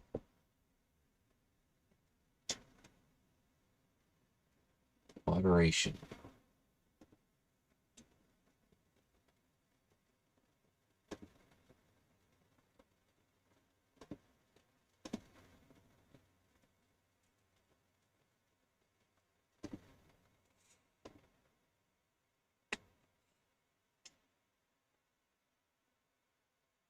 Okay, let me add another guideline that says, no, then that might make people do it. User management.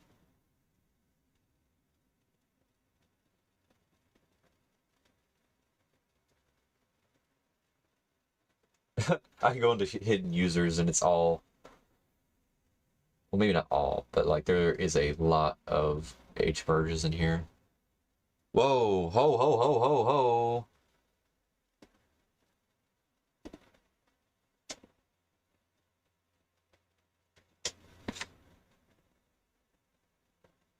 How many accounts does this effer have?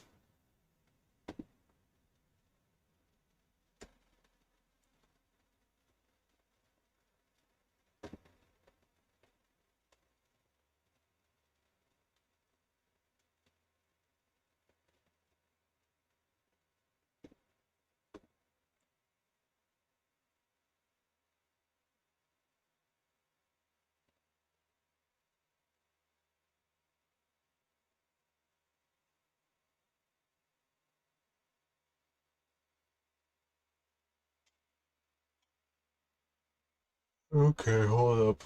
Still looking.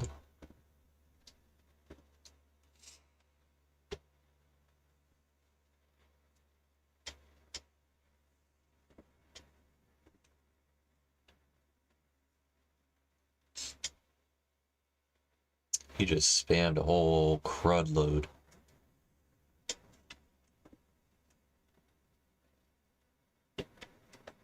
I thought there was a way I could make it so that like only subscribers can.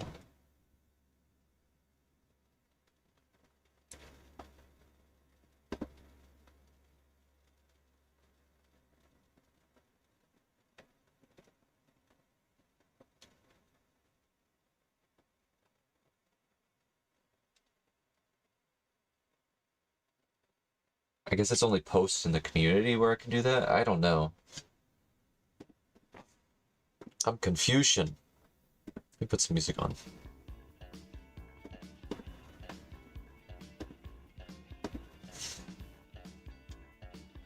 Let's see.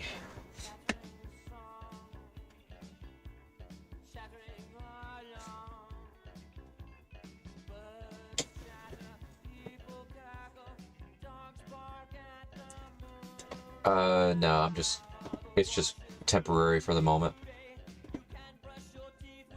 Oh, participant modes, subscribers.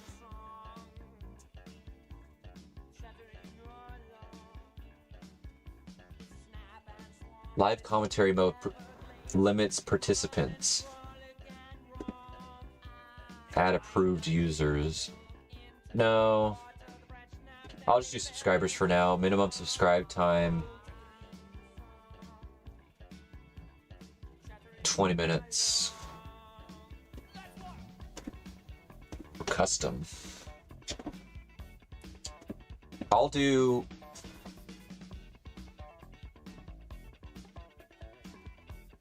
6 hours. That'll do it.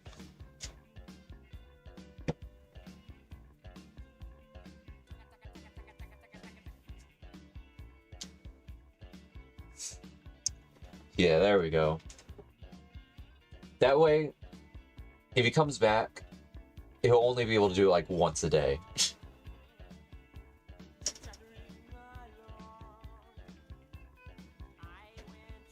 Actually, wait, no.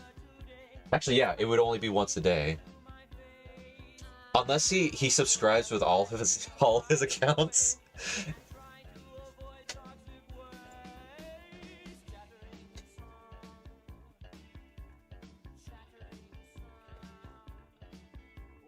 You're gonna go, Bryson? Well, alright.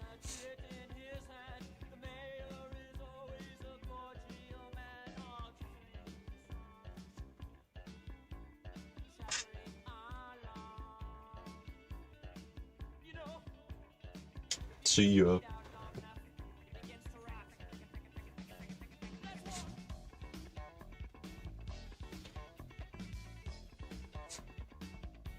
Well, Kenzie, there is a universe where you potentially can't, because if because to be fair, I think kids aren't even supposed to be allowed to type in chats or something. I'm not sure.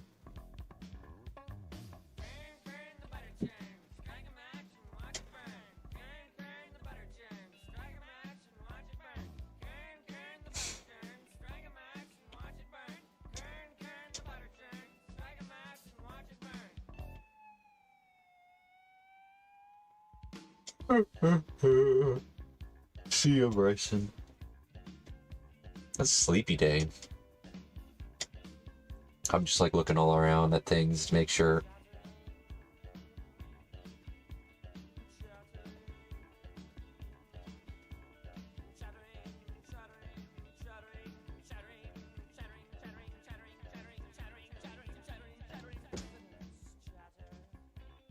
Will I ever make it to Timmy Top? Probably, yeah, I probably will. Speaking of, I need to go back to this tutorial. Pair, since we originally rigged this stuff as a smooth joint pair, I'm just going to come in now and use the select bone tool, and we'll select the back legs bones. So just like this, we're not going to include the target here. And then come over here to your layers, and let's make sure that we are on that back leg. So coming down here, we can click on leg left, and we're simply going to come up here and click on link bones. We'll do the same for the right leg, making sure we're on the right leg layer. Just come in and select three bones, and then choose to link your bones. And if we come in here, I think, Kenzie, you keep outdoing yourself for showing me how talented you are. Like, it's wild. It's wild. Just when I think I know how much talent you have, you come out of nowhere with a whole other talent. Like, you come out with the drawing, you come out with the work ethic, you come out with the voice act. Dude, your voice acting is awesome. You can sing. What the heck? That's awesome. You're able to like edit and do like sound. You're like outstanding. I know it sounds like I'm glazing at this point, but like, you really are. And I'm glad that you're still like constantly making stuff, because if you stopped, that would be like, that'd be a shame. That would be an absolute shame. I think you're destined for like great, amazing things, but you got to commit to it. Got to commit to keep making things and doing things and being creative.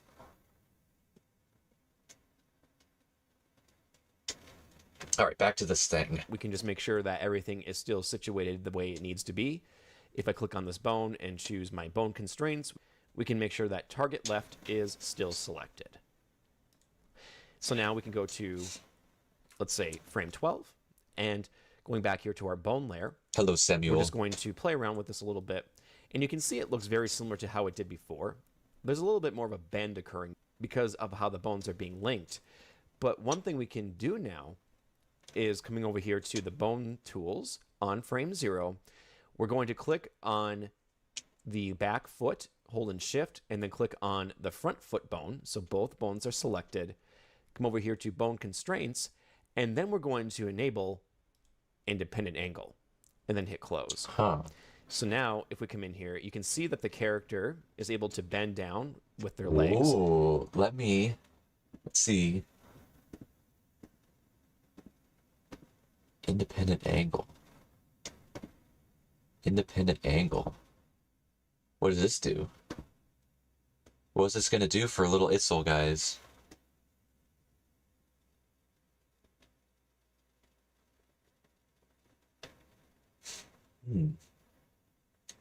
I don't know, it didn't really do too much. It does make it so that her feet stay down. Stay flat. I might have to do this for feet, actually. That might be good. Whoops. Then I can, yeah. Woohoo! That's cool. That's a flipping cool. What was also in there too?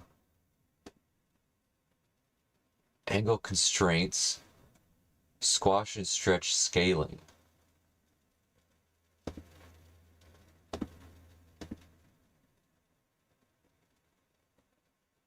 What if I put this to 200?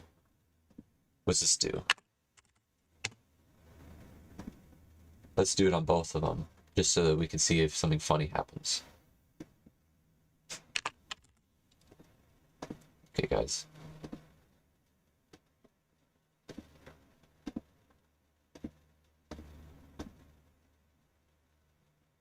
Wait. Oh, I wasn't doing it in the...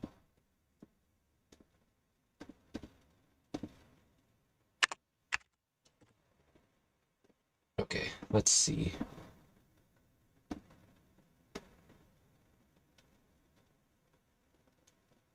I didn't really do too much.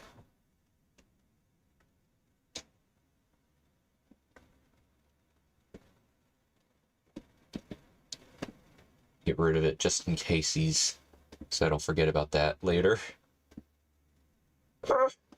Okay. Save.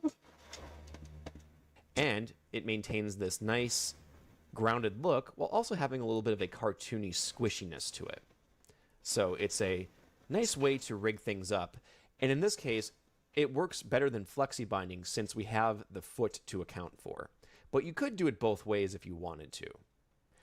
And there you go. That is a little bit about target bones and how we can set up our rig for it.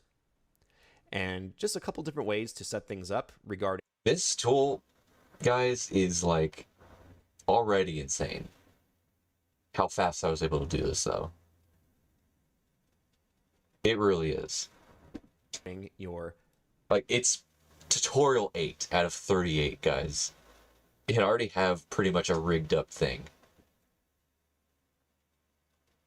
Like, if I had different hands and more mouths and more eye shapes, like, I could animate this Itzel, even though it's a test one.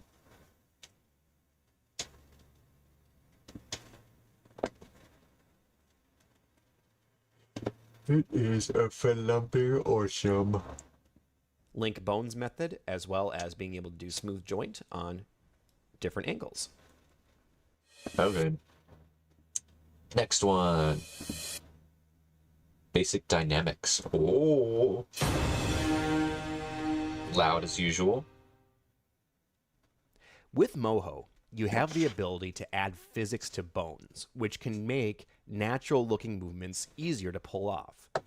A good example of this for this character would be adding physics to the ears to make them look floppy as the character interacts, moves his head, body, whatever the case. And there's a lot we can control to make the dynamics look exactly the way we want them to.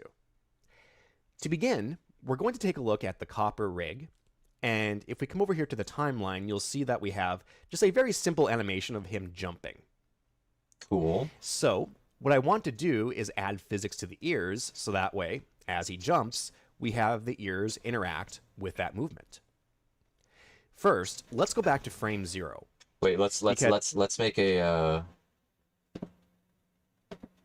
make Itzel do a jump, guys. Let's do it. Okay, frame 6.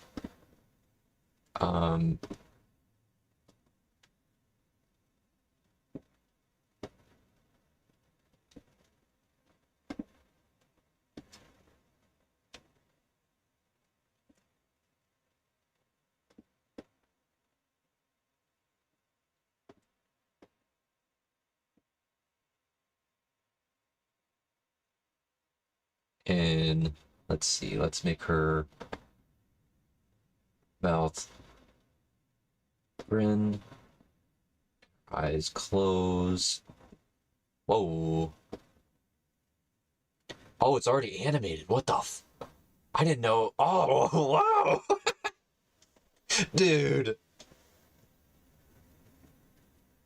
I mean, like, not everything should be moving at that point, but, like, still, it's like, whoa.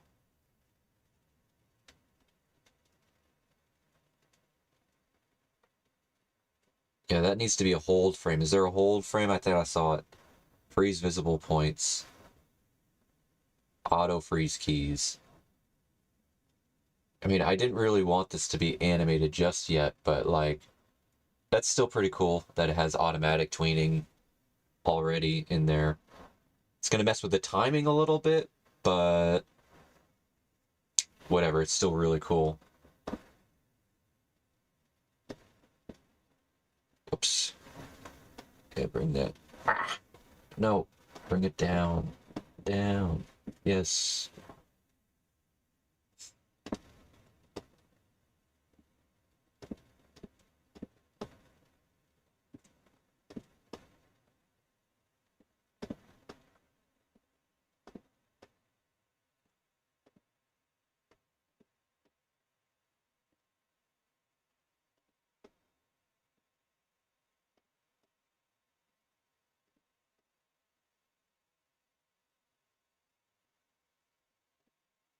And then her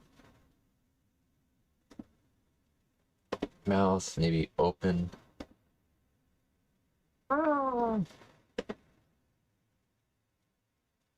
Maybe cheek eye. Yeah.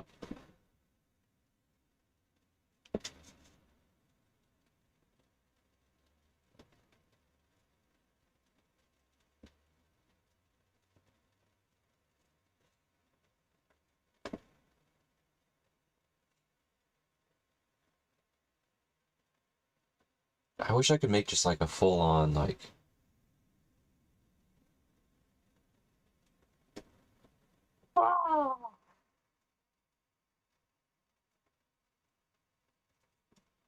Okay, whatever.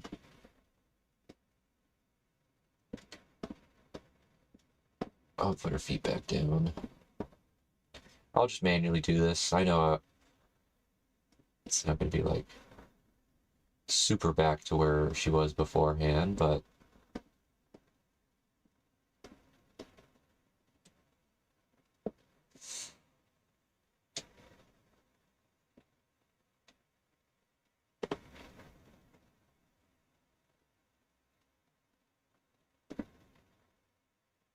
Eyes. Just back to regular open.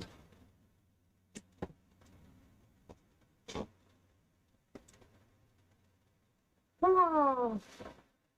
Yay! Yeah! Yeah!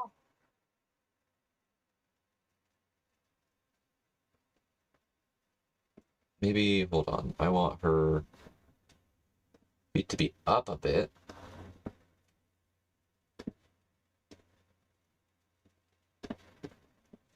Oops.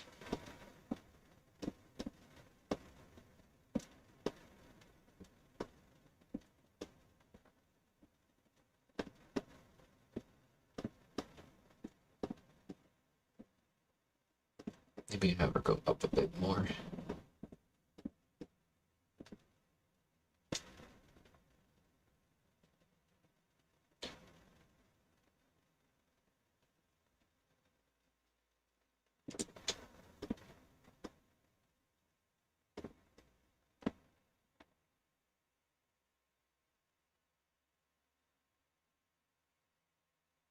I mean, the timing isn't really correct on this because of the what's it called? How it's like tweening in between. Like, this looks fine.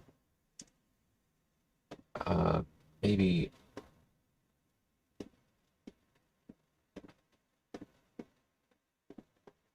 Because a lot of my animation, like, I like to tween things when they are, like, in motion, but, like, I kind of wanted it to go from here just straight to here. Not really too much of a wind up. You cosplay Itzel 1 week ago? That's cool. Yeah, Itzel's kind of a cosplay of how I dressed in middle school, too.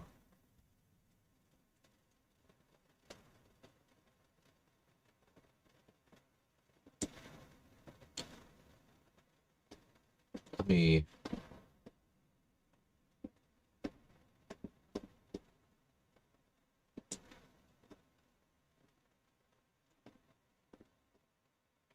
There we go.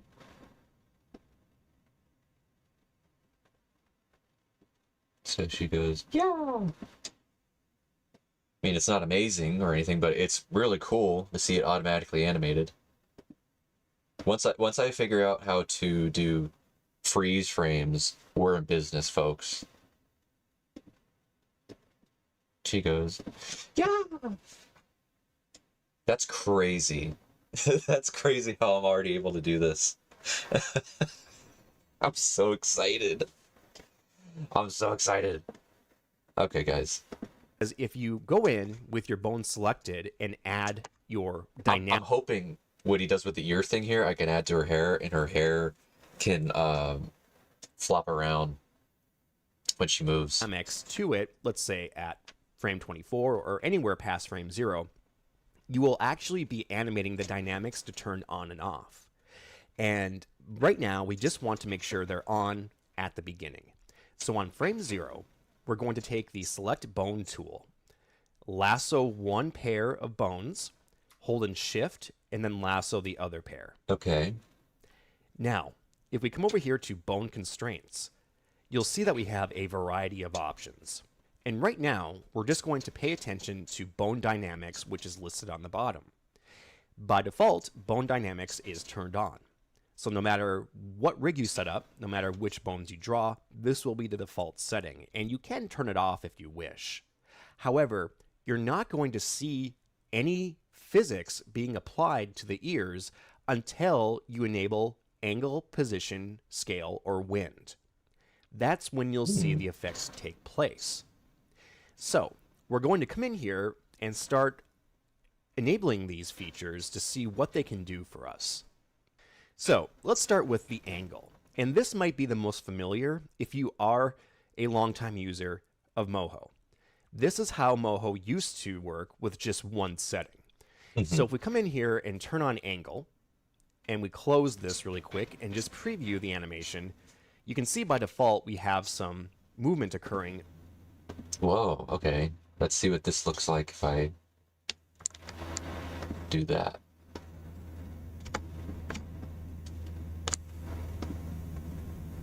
Angle. Let's see what this does. Oh, wow. Okay. It's so bouncy. That's cool. Dang, it goes... It keeps going. It is super bouncy.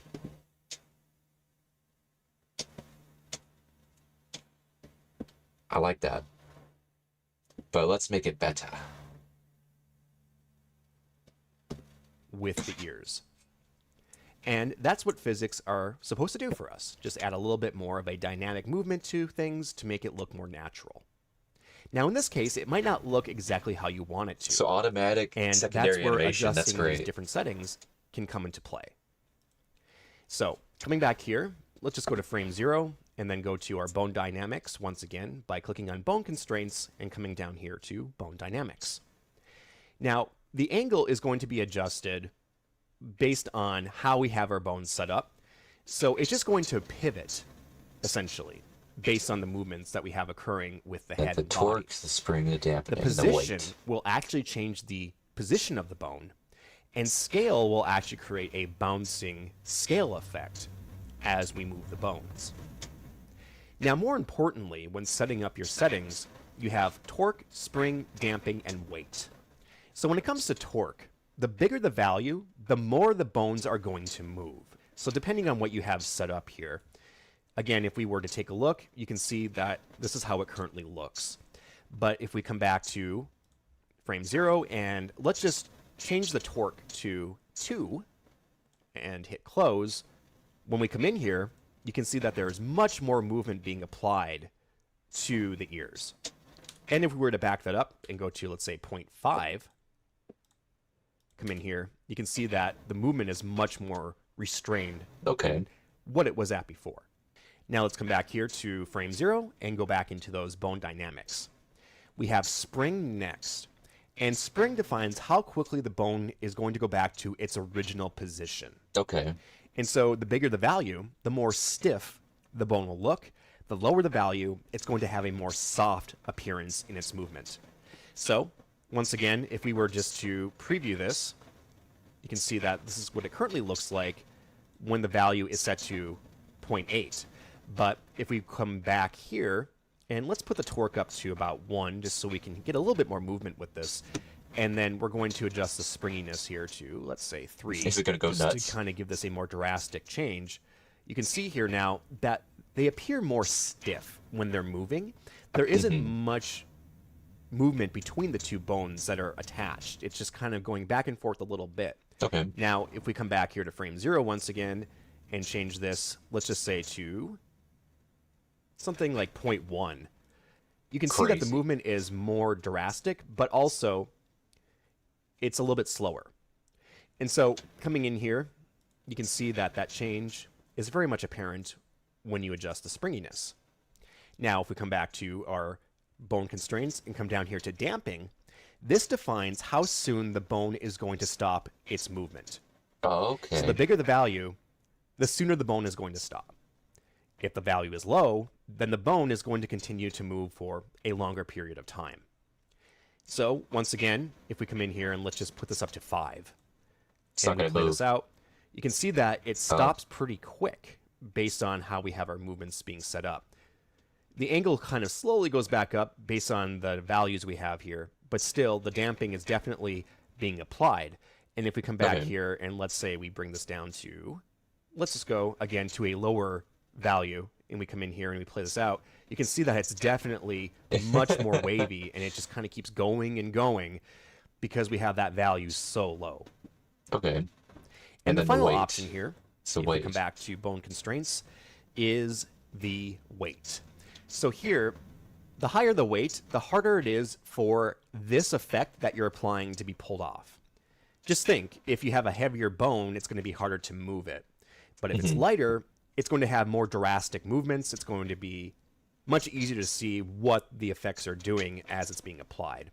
So if we come in here and we reduce the weight, and we try this out, you can see that it's kind of almost going nuts because of how light these bones are. And because of the effects we're applying, it just grabs it and runs with it. But here, if we come in and let's just change the weight to something, again, more drastic so we can see the change, you can come in here now and you can see that the weight is definitely being applied and there's less movement occurring. All right. Let's see what happens if I turn the torque up. Torque is speed, so... That's still funny. All right, let's put that 1. The springy. It's...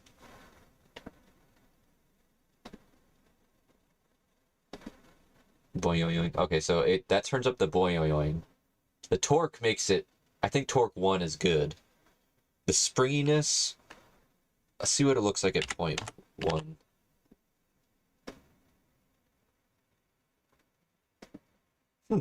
I mean, that's more hair, that's for sure. Make the weight. Let's bring it down. And I don't want it to happen that much, so let's see what that looks like. Yeah, that's kind of cute. Let's see what this, if I turn the spring up to 1.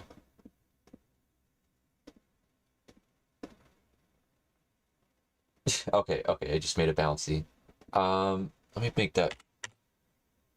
Yeah, let's bring that back to 0.1. What if this was like 4? What would that do?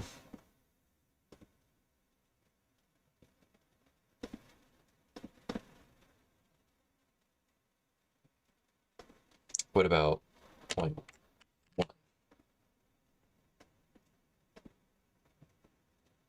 Okay, that makes it floppy. This makes it bouncy, this makes it floppy. Let's do 3. And then the speed, maybe 0.8. Let's see what that does.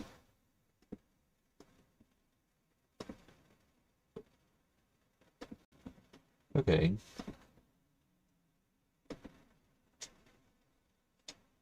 My stomach's rumbling.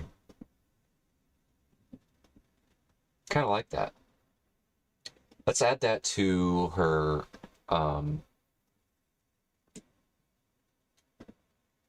thingy here. Let's make it 2. It's not really going to bounce too much. The torque on that might be 1.5. 3. Let's try that. Let's see what that does. Nope, it's too bouncy. Let's put that to 0.5.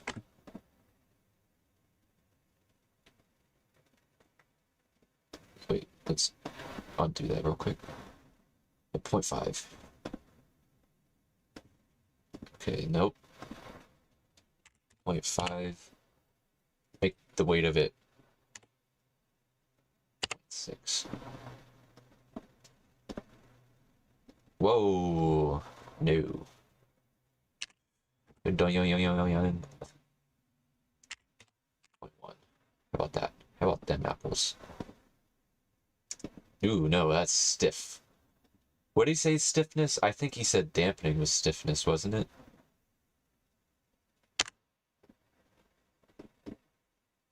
Yeah, it's more stiff.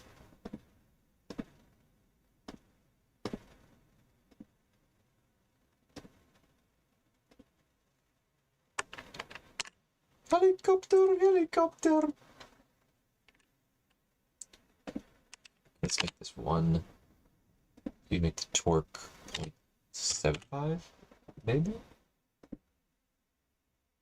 No. What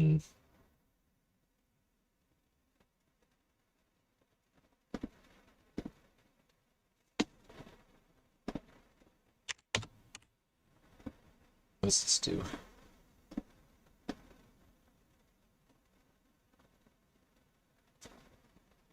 Don't like how that's schmoving.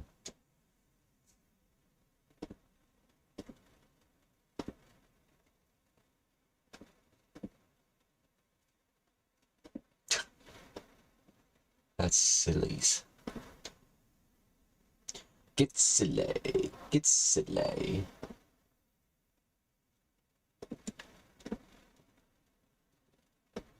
Get silly. What does this do? Whoa! Helicopter, helicopter.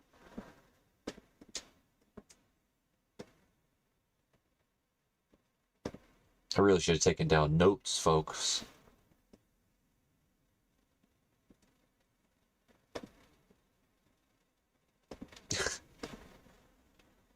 That's so silly.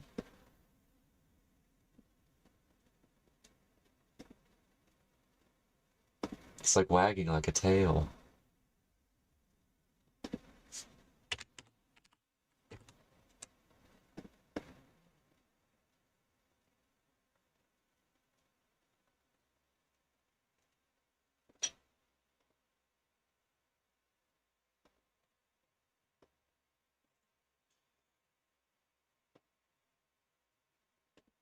Maybe position? No. Angle and position. No. No. Alright. I'm just gonna leave it for now. Oh, you know what? That's probably why. Is because I have animation. I have frames on the hood. I animated the hood manually. So I could take off these so the hood is like not moving. And now let me see what happens if I do angle on it.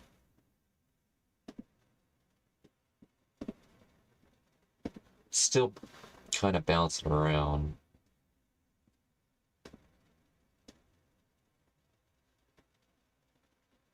I forget which one of these is like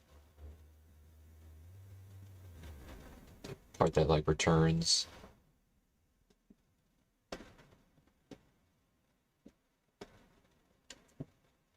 This is the stiffening. It should say stiff instead of damp.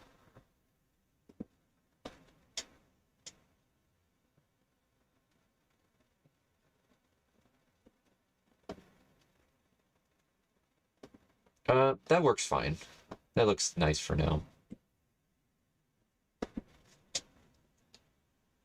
Are talk about Ocelot brothers or friends? Neither. Neither.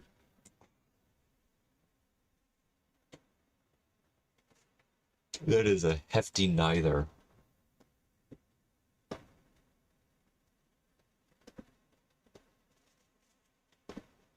Can I make this a bit faster?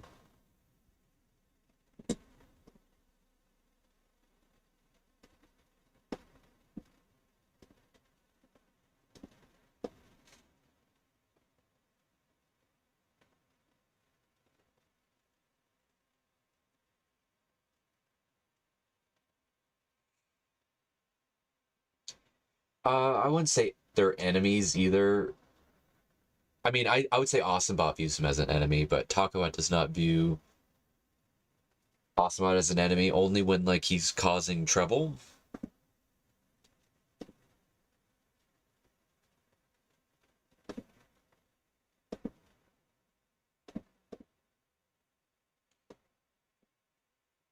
All right, let's keep watching. And then you have your wind down here, so we can come in here and apply this. And if we were to take a look, you can see it just essentially makes it look like the ears are constantly being blown by wind, no matter what is going on with the other bones. So now let's go in and tweak this so that the ears look more grounded with the movement. Now, one thing to keep in mind, you can animate bone dynamics. So let's say you're on frame 36 and you go to your bone constraints, and let's just say for whatever reason you click this off. It is on by default, but if it's turned off on the timeline, you can see that we create a key for this, which allows us to turn the bone dynamics on or off as we animate. That's awesome. And that's really nice and can be useful in certain circumstances. So be sure to keep that in mind as you work inside MOHO. Right now, we're just going to come in here and remove that key, and we'll go back to frame 0 so that way we're not adding any animation. So we can go in and just use the angle for this, but we could also turn on position and scale if we want as well. And if we just isolate this, for instance, if we just show position and we play this out, you can see that the bones are definitely moving. They're just kind of jittering a little bit. That's cool. And again, by going in and adjusting your different settings here, you can change the way that looks. And the same goes for your scale. So if we come in here and just show this, you can see here that we kind of have this nice bouncy looking effect occurring as the bones stretch up and down. And again, really cool that you can go in and do all that. So let's just turn all these on and see how that's going to go for us. And we'll go back here to frame 0. And first, we're just going to come in and reduce the weight here of angle, let's say to 2. And let's change the weight of position to 0.5, and we'll keep scale where it's at. We can come in here and maybe adjust the damping of the scale to move it up so it's not constantly bouncing like it was. And maybe here as well, because it also had that jitter effect with the position, so maybe coming in and upping the damping can work for that. And if we come over here and just play this out, we can see what it looks like right now. And you can see we still have some issues occurring here. So let's just keep going. Come back here, go to your bone dynamics. For the angle, I'm going to up the damping. Let's actually put the damping up to 2 for each of these. Okay. Coming in here to torque, I'm going to reduce the torque on position as well as scale, and maybe even the angle a little bit. And for the springiness, I'm actually going to bring these values down as well. So now, if we come in here and look like this, and let's reduce the wind, or remove the wind entirely, rather, we can see now that it's starting to look a little bit more like this. Now, I feel like there could still be some movement to this, and as we continue to play the timeline, you can see we can make these changes as we move along. So if I come in here and adjust the weight, you can see it's starting to change the way this looks a little bit. Does And it again, you make a have this time? nice little bounce effect occurring with these bones. Now, another thing we could do too to rein this in is if we come back to frame 0 and we click on each of the bottom ear bones, just like this, go to bone constraints, we can actually add angle constraints as well. So here you can see I have a -5 and 5 set up for this.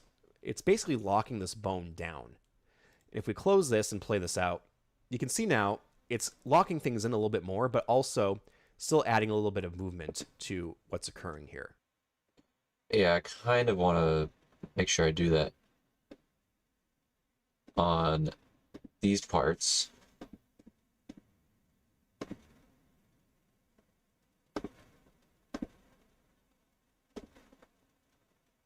Let's see if that changes anything.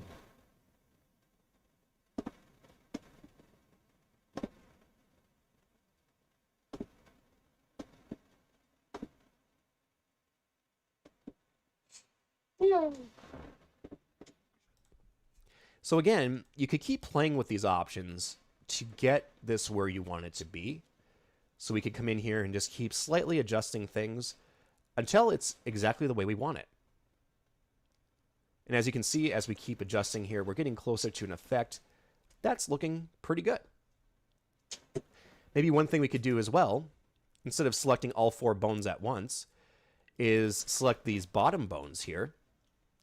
Come over here to your bone constraints, and perhaps these should have more weight to them. Yeah, that Just makes a little sense. bit like that. So then when you play this out, It's just you the can see now the tips. tops of the ears are moving more than the bottoms. Ooh, okay, okay, okay. Hold, folks, hold.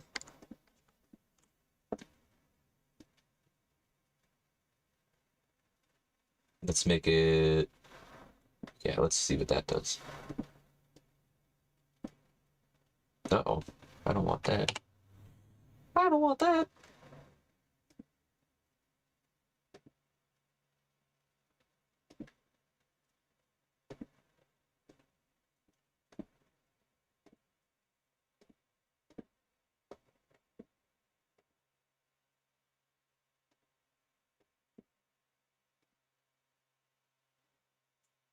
And then maybe let's turn the weight down on this part.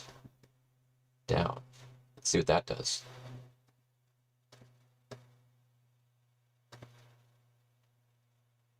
It's very subtle. Maybe a little too subtle. Let me...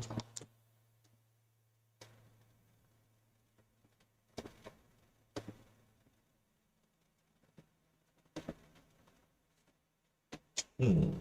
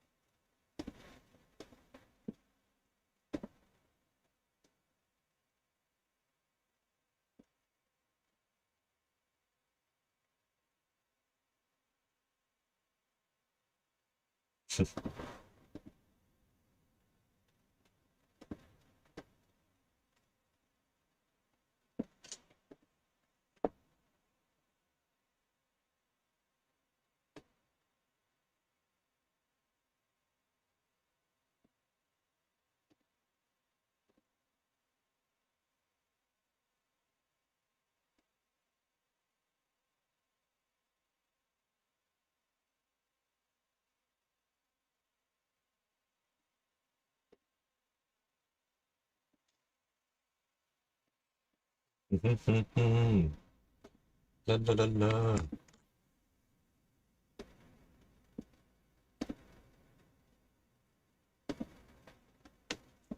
We need to add it to the little tuft up here too.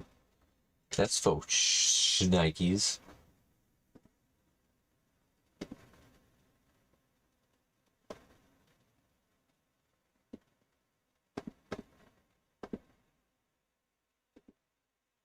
Oh my god, wait. Is that not attached? Tuft. Oh my god, hold up.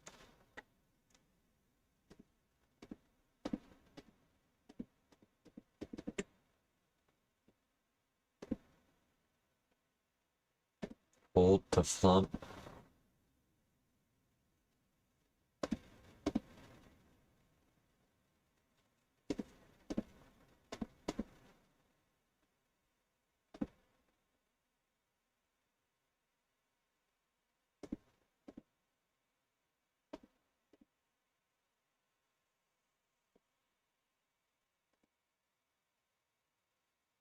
Lone standing tuft. Hold on. I am confusion.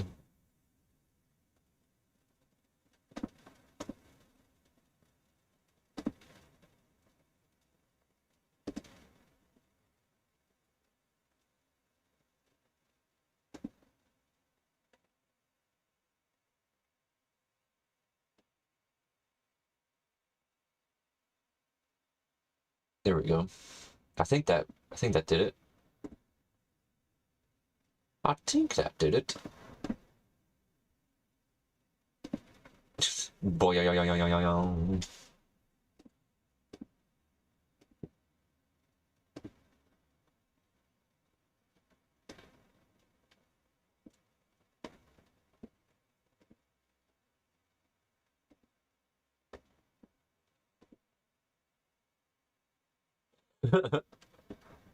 That's funny.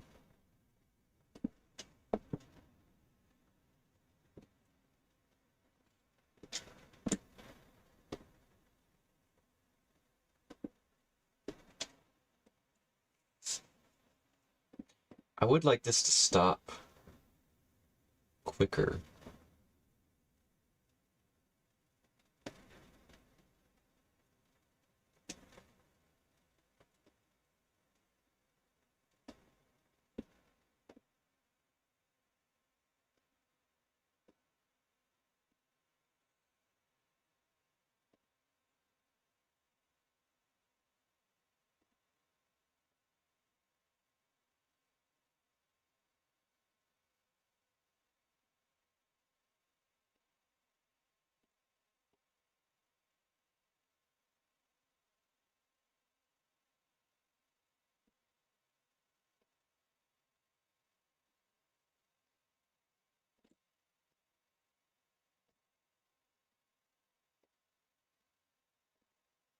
Whoa.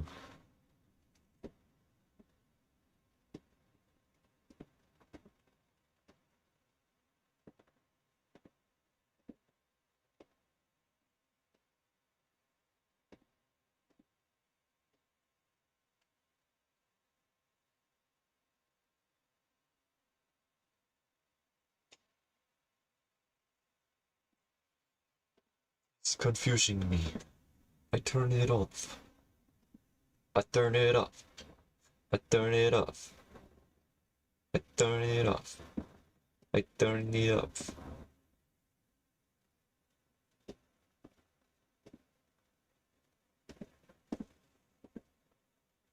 Is Burrito Bot and Low talk about? Yes. Indeed. Indeed.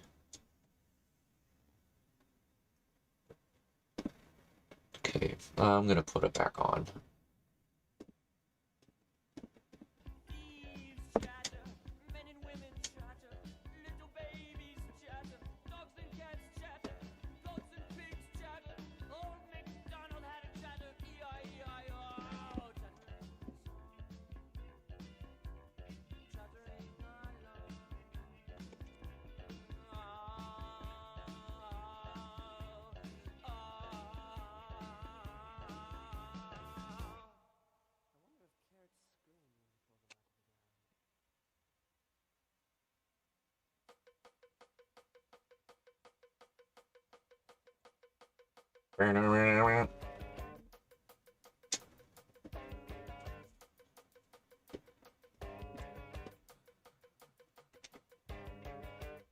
Yes, Lonnie, look what I've done.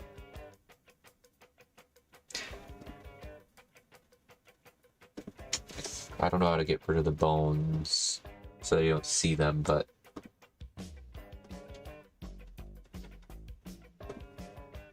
oh, here we go.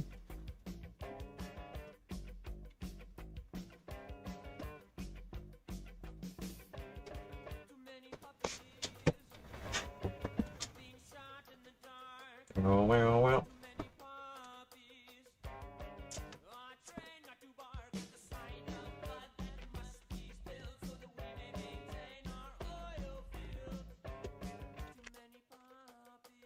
Yes, she's moving.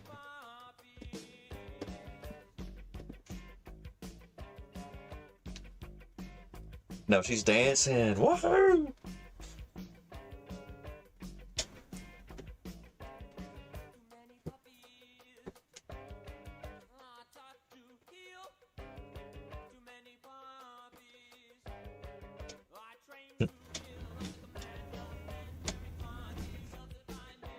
Why did Timmy vomit rainbows?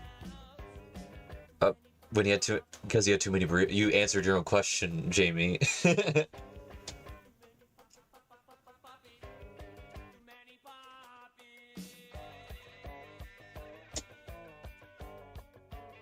All right, I'm gonna post this on my story. We do TikTok first.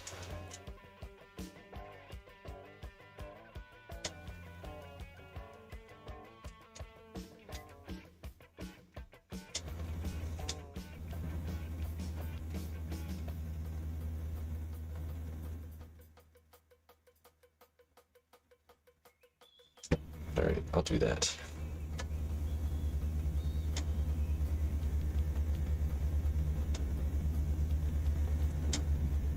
Let's see, and I'm going to search for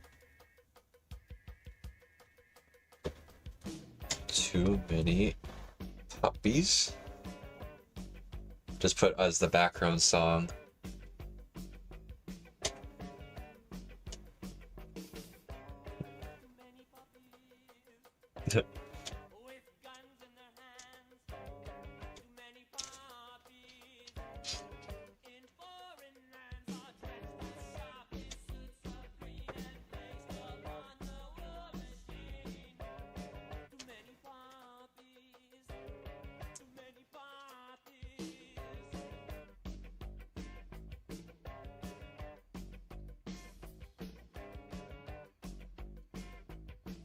Okay. I'm just gonna leave this playing for a little bit.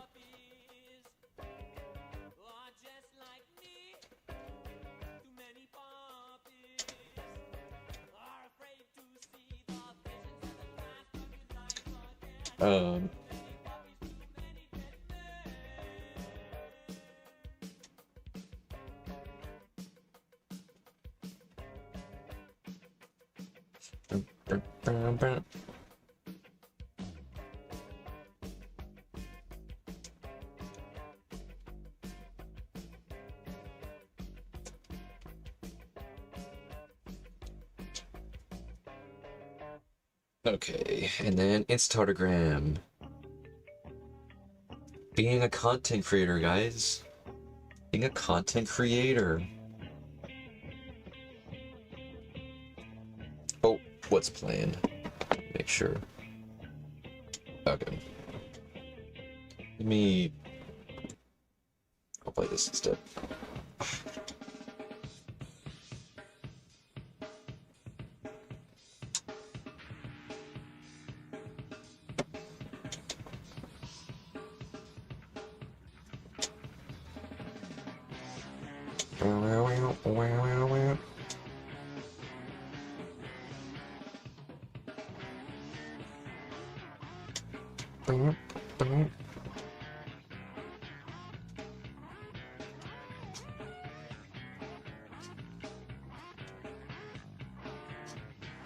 Okay.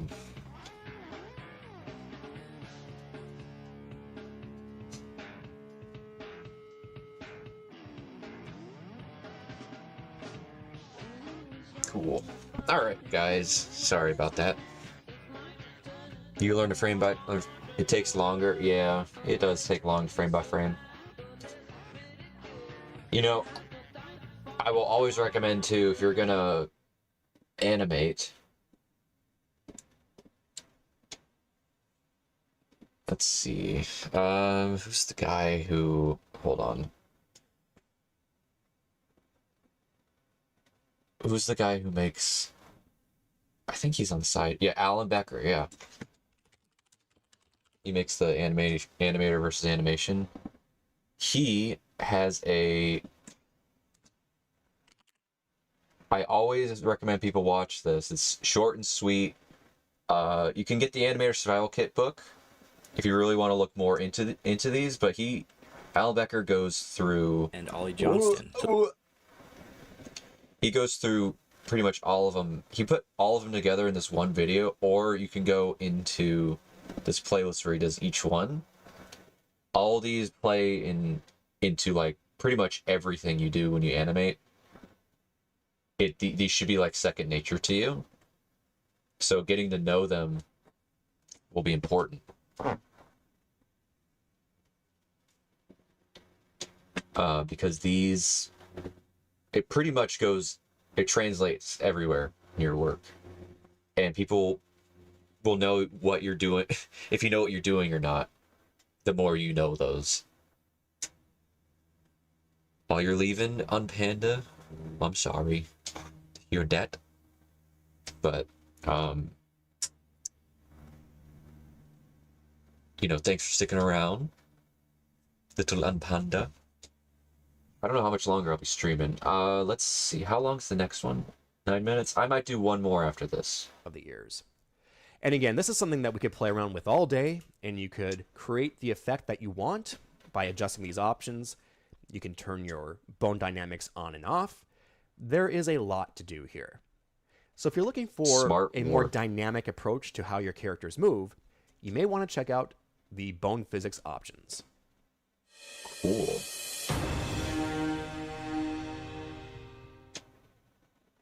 Now let's take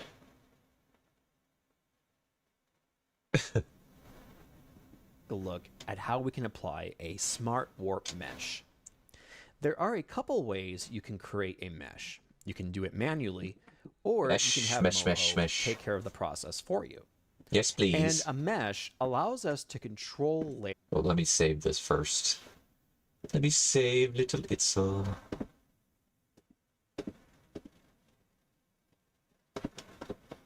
In a non-destructive way. We can use a mesh to, for instance, adjust the way the head looks for this character, even though it's a bitmap. Traditionally, we can't really do much beyond bind it to some bones and do some other basic things like that in terms of design. But with a mesh, you can actually mold and deform and change and animate this head or any part of the character any way you see fit. Heck yeah. And while it is useful for bitmap characters, it can be used for vector-based characters as well. So with that, we're going to have MOHO create a mesh for our head. And we can come over here to the head layer. There are a couple. Which one? The one where you said bye? Or a different one?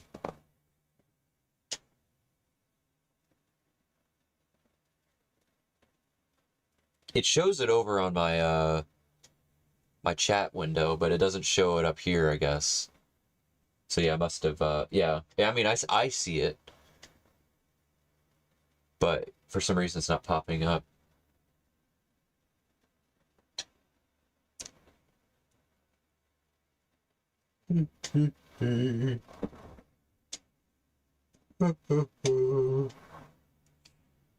But I saw it. And with that selected, I'm going to come up here to draw and then choose. Are Blue and Babbo both blue? But they both wear blue, yes. Create mesh layer. So here, it's going to go through and trace out the layer and create a path for this mesh. And you can see now we have this blue outline with some highlights in between the points. Now, another thing it did is, you can see it created some points up here, and it might be grabbing something from the original bitmap. And we don't really need those particular points there. So we're just going to take the Select Points tool and come in here, select them, and remove them with the Delete key. There you go. Now, you'll also notice when we created this mesh, we have a new layer that has appeared over the bitmap. And so as we just now went in and altered those points, we were on that head warp layer. Now, if we were to come in here and let's say go to frame 6, and actually let's come back here really quick, and I'm going to remove all the animation from that bone layer just so this is easier to see. So I'm just on that bone layer. I'm going to click and drag over these keyframes and then just hit delete. And then we can come back here to the head warp layer and go past frame 0. And I'm just going to click on the transform points tool right up here and start to move things around. And as you can see, I'm able to manipulate the bitmap. All right, let me save as It'll jump so I can get rid of her jump, but have it saved somewhere else. It'll jump. It'll jump. It'll jump. And now let's open just regular It'll again. Close It'll jump. And then on this one, let's get rid of It'll jump. It'll jump. What the hecky?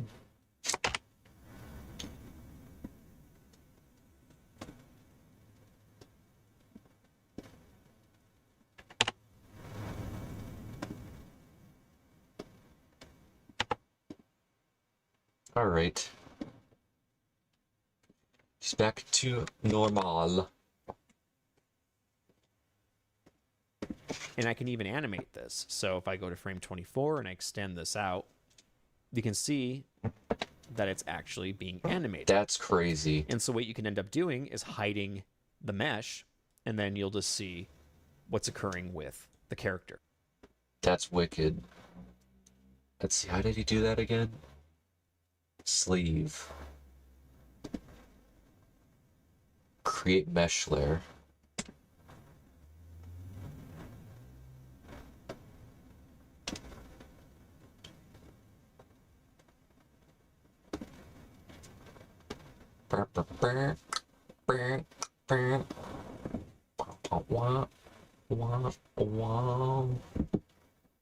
Whoa. Whoa. You can see her army. Whoa. Arm reveal. I mean, this looks okay, but not like amazing. Can it have more points in it? This would be good for like, probably like little bits. Little bits. I'm gonna undo it for now. But here's something else to keep in mind. Let's say we want to create a head turn. Well, we can start the process of moving this head, but as you can see, when we get to a certain point where we have the eyes, we're no longer able to do that because the eyes are clashing. They're not moving along with the mesh. Well, we can actually add more than one layer to a mesh. So I'll go back to frame 0, and let's go to the top here where we have head. I'm just going to expand the eyelids layer and make sure that everything is visible in terms of the images. So everything is visible. We can go into the eyes and make sure that we drop all these down to make sure that we can see everything there as well. The nose, the mouths, and then we have the head. And we can leave the ears out of this for right now. So we're just going to double click on open mouth, which is the layer above head warp. So just double click.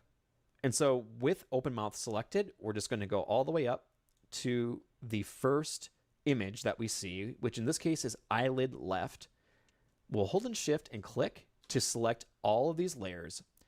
We want to click on image, come down to select warp layer, and then choose head warp from the list. Oh, click OK. snap. So now, if we were to come back here, make sure we have everything deselected and come back here to the head warp layer. And let's just go to frame 6 and we start to move this. You can see now we're able to move the eye as it's being accounted for with this mesh. And then can it still be edited and the same with the can be applied switches? for any part of this. So if we brought this in further, eventually the mouths would be affected and all that. However, this mesh is pretty basic. It doesn't really account for some of the details that we have going on in the head. So we can help MOHO out by adding some points to this mesh. We're just going to go back here to frame 0, and we're going to grab the add point tool. Now, you'd probably want to be more strategic with this, but we're just going to quickly add in some additional points. you can see as I'm clicking and dragging, and as I'm adding in these points, it's creating additional triangles that will allow us to move the mesh around. Cool. So if I come in here and just add some points like this, and you can see as I add different points, even to this line, it's making those adjustments. And the more points you have, the more control you'll have. But there's also a point where having too many points can be a little bit of a detriment. So there has to be a nice little balance to it. And again, it really helps to accommodate for all of the layers that you have going on here. So maybe come down like this, kind of come down like that. Try to accommodate for the mouth and the nose.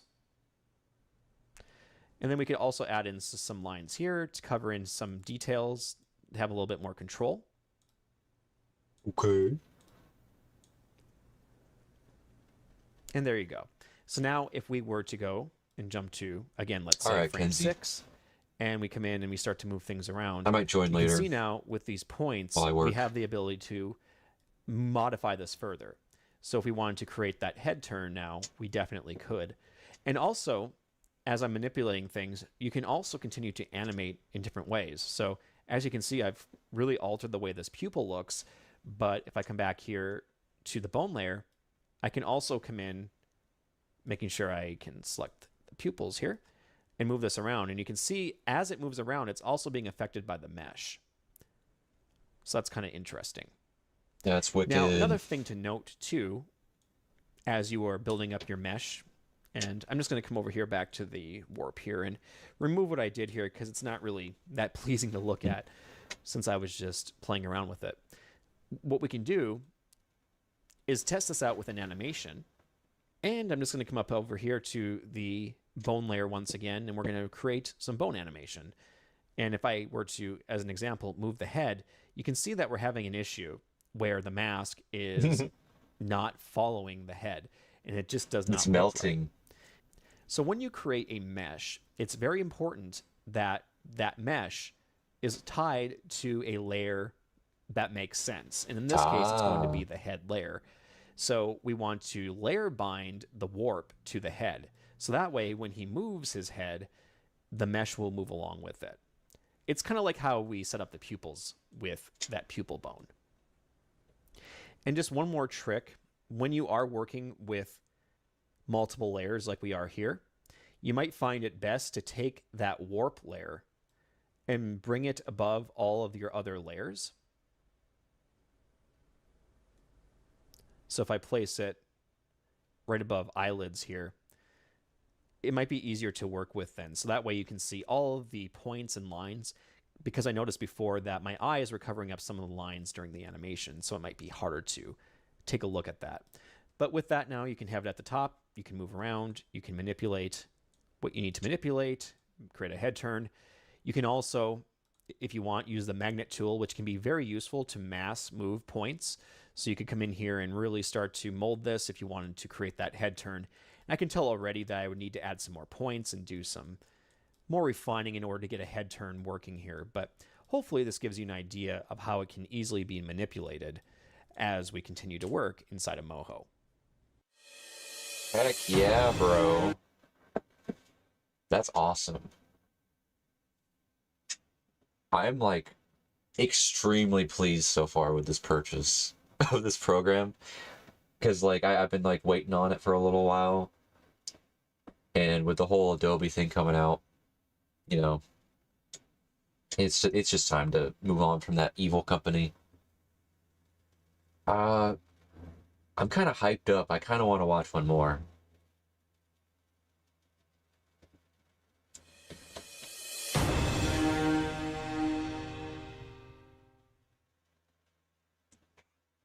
In this video, we're going to use the curver to animate Copper's tail. The curver is different than most smart warp meshes in that we use the add point tool to define its shape. So it's like a mesh And warp. it's a great feature if you want to animate something like a tail, or perhaps a snake, or something that might be floppy. If you want to create an effect like that, this can be a great feature to use. And in the case of Copper, we will be using the tail. So let's come down here to the bottom of the layer list, I don't know. And I'm curious toggle the what this will be visibility of like. the tail. And let's also make sure the tail is layer bound to the pelvis. So just like that, we now have the tail attached to the rig. Next, let's add the curver. So with tail still selected and we're on frame 0, let's go up to Draw and then come down to Create Curver Layer.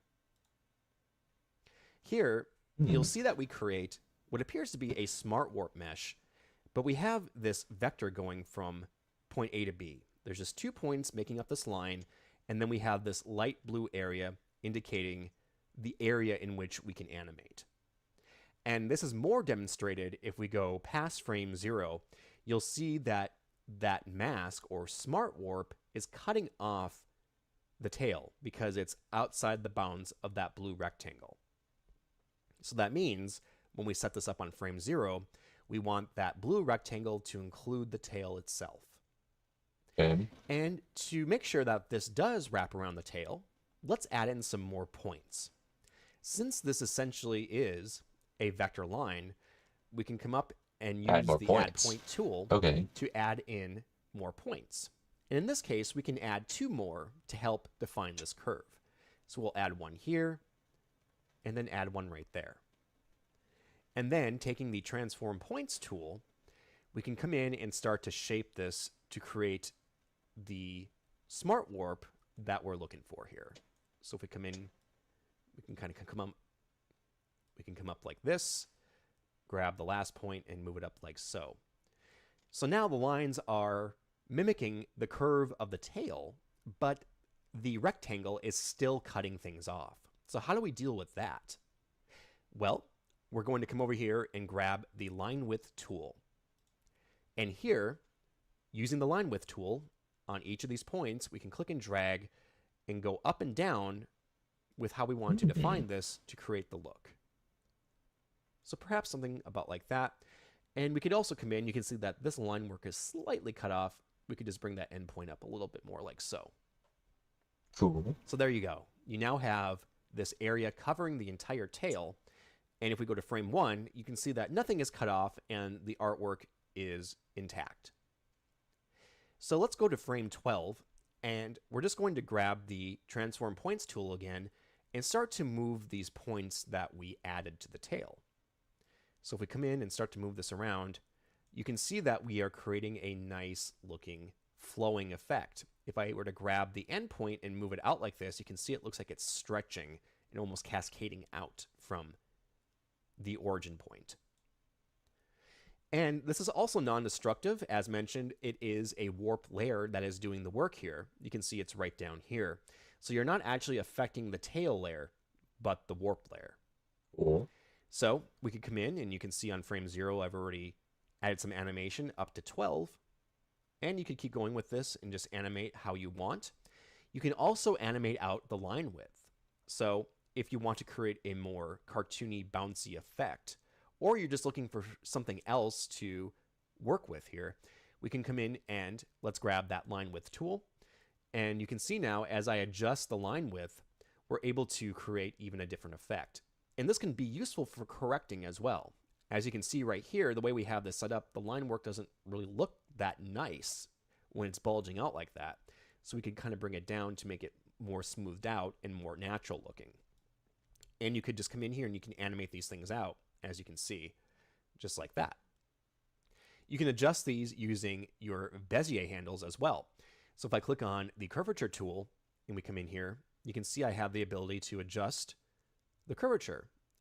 And this also allows us to work with how the lines are going to connect with the tail and all that. Wicked. If we hold an Alt, we can also do one Bezier at a time. And that will also create some unique looking effects. I'll definitely probably be using this. Like this, honestly, what doing here. So you just this could be like what I use on Timmy's helmet straps too. Unless, I don't know, the whole like bounciness thing that I was doing for Itzel here on her hair, that also could, that might be better because that's more automatic. Oh, it's gonna be so nice if I make any more stuff with Rainy Tacos in this program, because I always have to hand animate his straps sometimes. Well, maybe not always, but like for the most part, they're like, I always have to do the same thing over and over, where like I do a frame of it going down with the movement and then getting stretched if he's like, depending on where he is in the motion. But be careful when you're making your adjustments and keep an eye on things. And I think you'll be able to create some nice looking effects with this pretty easily. Now let's take a look at the compressible curver layer. I removed the warp layer that we were working with just now, and we have now the tail selected. I'm just going to go up to Draw, and then choose Create Compressible Curver Layer. Here, we're just going to add in our points once again. what does this do? And if we come in here and we make some adjustments, you can see it's acting just like the original was. Mm-hmm. So we can come in here and just kind of get everything set up.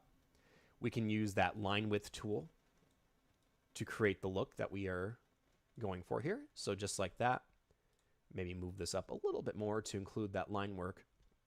And now we're going to go to frame 6 or anywhere past frame 0. Yeah, what's this one different Now, if for? I grab the end here and start to move it, you'll notice that the tail isn't cascading out like it was before from the Was origin this more like a point, simple one? but it's more acting like what you would expect a more traditional mask Yes. or warp to act like. Yeah. But it's acting more like a traditional warp would, where each point has its own movement and it's tied to the other point. So by going up like this, you can see that we're compressing it in based on the proximity of this second point. So it's not cascading, but you're able to come in here and adjust this basically however you want, versus having that more cascading effect occur with the regular curver tool. Now, let's just go ahead and we're going to remove that warp layer, go back to frame 0, and I'm just going to reapply now just the regular curver layer once again. We can see it's right there. On frame 0, I'm going to add in these points and just kind of create this curve like that. And then we have the line width, just making sure that we have the whole tail covered like that. Wait, is this a different thing? Now, what I want to do is go up here to Sorry, I spaced out for a sec. And so it's not cascading, but you're able to come in here and adjust this basically however you want, versus having that more cascading effect occur with the regular curver tool. Cool. It's like a more minute. Now, let's just go ahead and we're going to remove that warp layer, go back to frame 0, and I'm just going to reapply now just the regular curve layer once again. That's what I thought he did. It's right there. On frame 0, I'm going to add in these points and just kind of create this curve like that. And then we have the line width. See ya, Jacoby. Just making sure that we have the whole tail covered like that. Now, what I want to do is go up here to copper, and we're going to make sure that no bones are currently selected. Although, once you have copper selected, we can go over here and let's just click on his head and then use the add bone tool. Holding in shift, I can click and drag to create a bone like this. Going over here to bone constraints, I'm just going to add in the angle constraints. And we're just going to do a very short example movement here. So I'm going to come in and let's bring this to 0. And then we have the second value set to 90. So we just have a 90-degree angle movement here we can create. So we're just going to close that. And with this bone still selected, I'm just going to name it tail. And then we can bring up the actions. So window, actions. With that bone selected, I can create a new action named tail and then click OK. So on frame 24, I'm just going to grab this bone and just bring it down like this. Now you'll notice as I'm doing this, we have the tail moving along. And that's because we have bone strength currently set up for how this is being controlled. So that means I can go back here to frame 0 and just reduce the bone strength like this. So now you can see it's going to not affect the tail as it was. And let's say when we go to frame 24, we can go over here now to that warp layer. And we're just going to bring the tail down. Oh, okay. This is similar to a symbol a little bit. It's kind of nice and level with the feet as much as we can here. So something like that. Which is definitely what I need to know. So now you have a bone that's going to lower the tail just like this. And if we come back here to the main line, let's just go to frame 12. Hello, Matt Go Studio. up to our bone layer. We can grab this bone now, and we can move this up and down. And this Wicked. is a very simple example. Of course, you could have multiple bones controlling different aspects of the tail. This is just showing one little movement you could do. But hopefully that gives you an idea of how the curver can be a powerful asset to Heck the MOHO yeah, library. yeah. So again, if you're looking to create a unique effect, perhaps a bushy tail, a snake, a worm, a flowing piece of cloth, this is a great option to check out. So be sure to keep it in mind. Cool. Okay, okay. I'll do one more because the one after that is animation, and I can save animation for a different day. Last one. I know I said two of them ago. I said last one, but I just want to know this program. I'm so excited.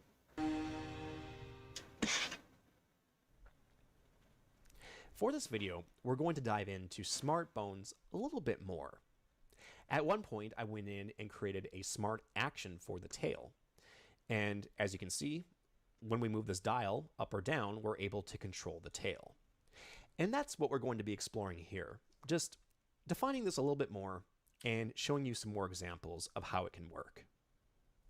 So first, let's go back to frame 0, and we're going to create a new bone to control the head. And we can attach this bone to the head bone, so that way, if the character were to move anywhere, the controls will stay with him. So with the head bone selected, I'm going to grab the Add Bone tool, come in here, and I'll click and drag and just move this out. All right, wait. horizontally like so. I got distracted. With the head bone selected, I'm going to grab the Add Bone tool, come in here, and I'll click and drag and just move this out horizontally like so, and release. I can name this one head up and down, or let's just say head U-D. That should work for our purposes. And then come over here to select bone and make sure we are showing the label. Ooh. Next, I want to go to my Wait, show me how to. bone Oh yeah, it's constraints, show label. choose angle constraints, and we're going to go -90 and 90 for this. And then we can close it. Cool. So we now want to assign the action so that when the bone moves down, the head, or the cheeks in this case, we'll just do the cheeks, will move down, and vice versa for when we move it up. So now, in order to get this started, we need to create an action for this bone. So with the bone selected, we can come over here to the Actions panel, click on New Action, and make sure that the action name is the same as Head UD, and then click OK. Now, when you set up your actions, it's always best to have more frames than you need. In the event you were to animate this bone, Yeah, it's let's say extremes. across 120 frames or even 96, if you only had, let's say, 12 frames of animation in this action, and you had 48 frames that you needed to animate with this bone, you're going to find that the animation could end up looking choppy. So, when you're setting up your actions, it's always best to have more frames than you need. In this case, we're going to go to frame 96, and that's going to be the duration for each of our smart bones. So I'm going to grab these frames and just bring it over like so, and you can see now we have 96 frames of animation for this particular action we're building. Now, one more thing before we continue, you'll notice that the bone, due to bone strength, is bringing the warp layers along with it. And we don't want that, so going back here to frame 0, I'm going to grab the bone strength tool and just click and drag to the left to reduce the strength. So now we have this going on and we don't have any interference with the other layers. So with this moving down now, let's go back to frame 1 and then find the head warp layer. You can use Control or Command F to lock down your frames. Now, let's go to frame 96, and Oh, is that how you do a keyframe? We're going to move the cheeks down with it. So I'll grab the magnet tool, click and drag, and I'm just going to move some things down like so. Again, we could go into much detail with creating a head, perhaps looking up and down, But in this case, I'm just going to do some very minor work, just enough to get us a visual representation of what can happen here. So now we have the head going up like this and down like so. Now, I want to create a second action that's going to do the opposite of this. So we have this now, the bone's going down, and we have the head going down. That's funny. We now want to create a second action for this. So what I'm going to do is just come over here and jump outside to mainline, making sure that you have the bone layer selected along with the head up and down bone.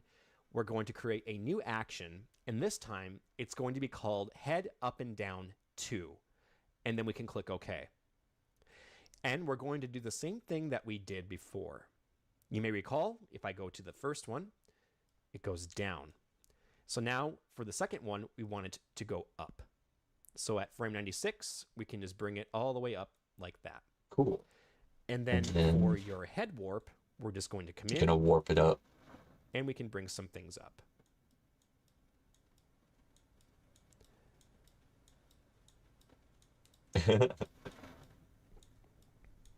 Squeeze. He squeezed. So now it's going up, just like that.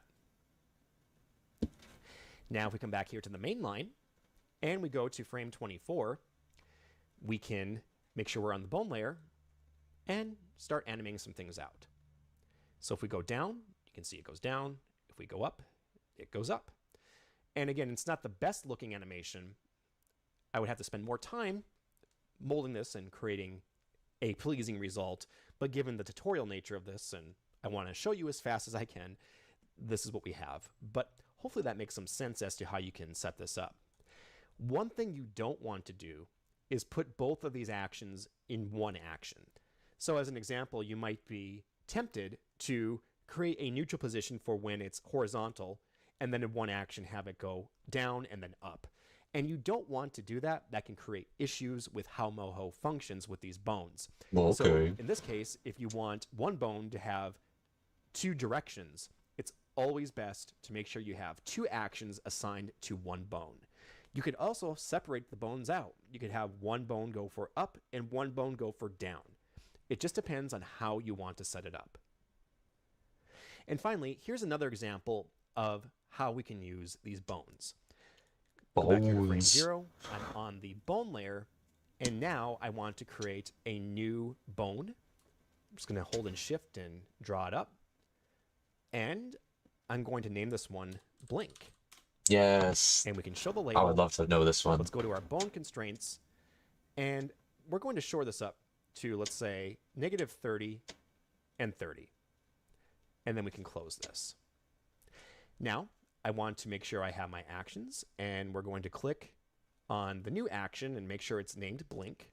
I'm going to do that for Itzel here. I'm going to do this one. Alright. Head. Add a bone. Where's the add bone? I want to add a bone. Okay.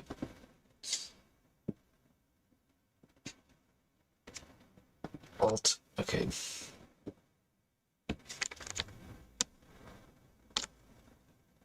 And then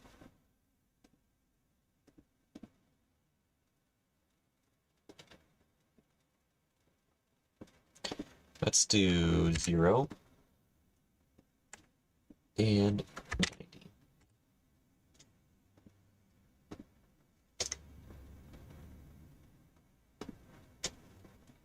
Blink. Show label. Aha. And then click OK and go inside. Oh wait, I have to. Where's actions? Acciones.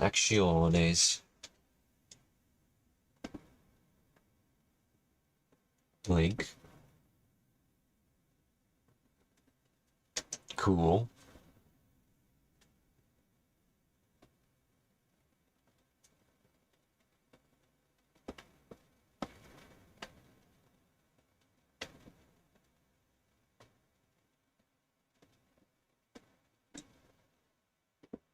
Move it down to... Whoa, no, that's not what I wanted. Move it to here.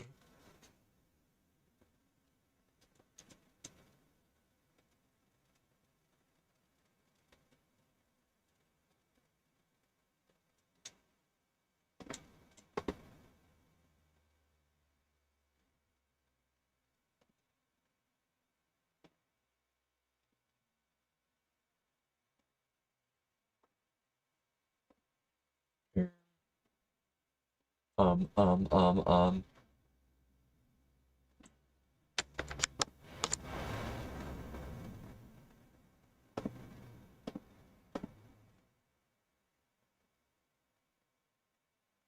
getting ahead of myself, I think.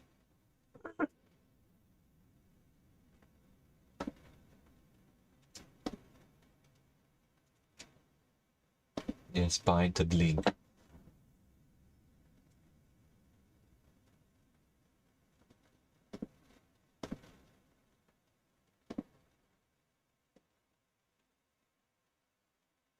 Uh-oh. That's not what I wanted.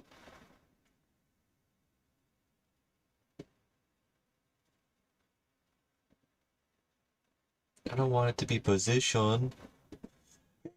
Okay, hold on. No, don't save. Don't save, no. What's her name? This is Itzel. Watch her jump.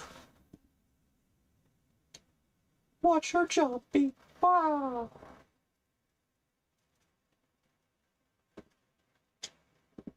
Okay, I guess let me watch the tutorial.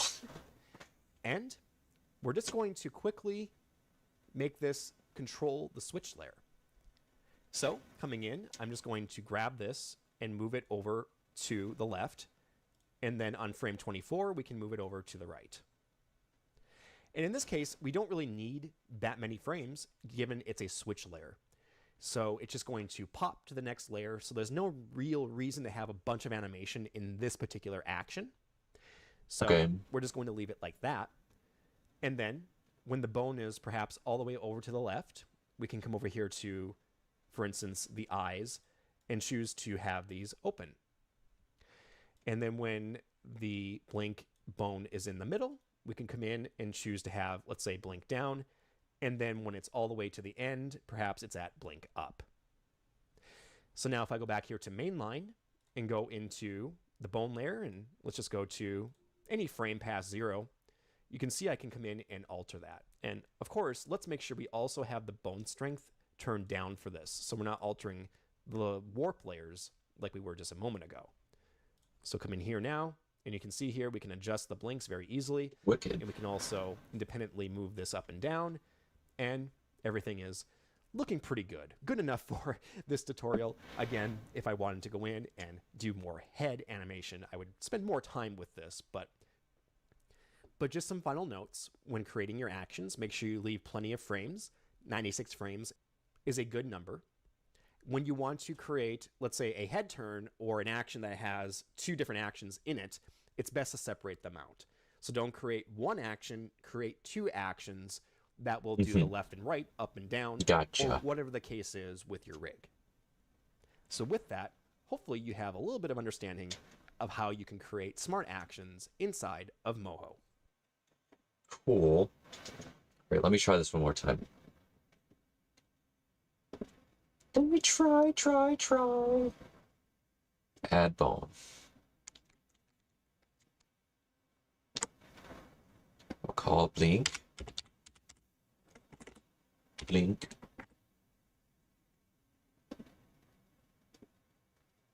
Put the label up. Give it a constraint. 0 and 90.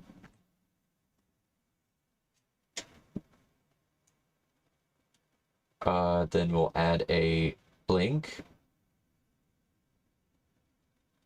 with this bone here, yes. Control F, create a frame, and then at frame 30, I know he said to make like a lot of these, but for this sake, I'm just going to do 30. And then I'm gonna move the bone down to here.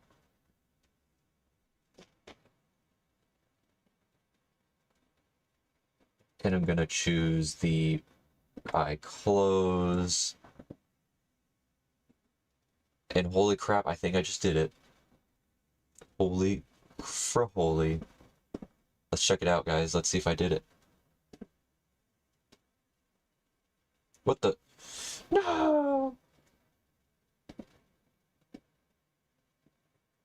It's not doing it.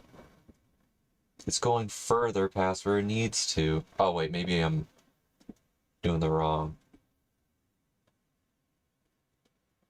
Am I? Oh, I'm still in. I need to go back to the main line. That's what I... Okay. Silly me. Still flumping doing this. Maybe if I go back out here. Yes. I did it. I done did it. Bum bum bum bum bum bum bum bum bum bum bum bum bum. Where does it say made for kids? Bum bum bum bum bum bum bum bum bum bum bum bum.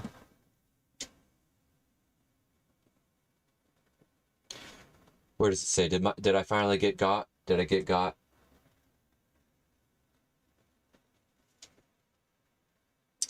I may have gotten got, guys.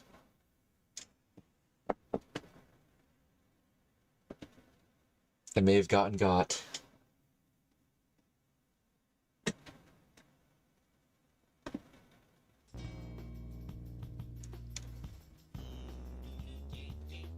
Let's see.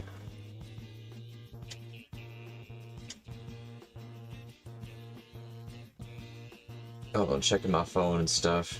I was like locked in for a little bit.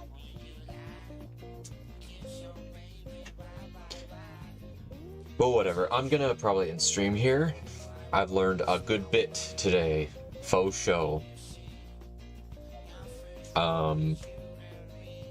So...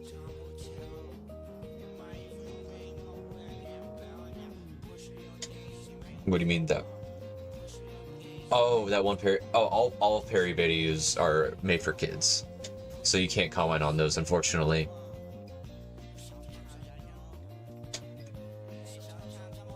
But you can comment on my animatics.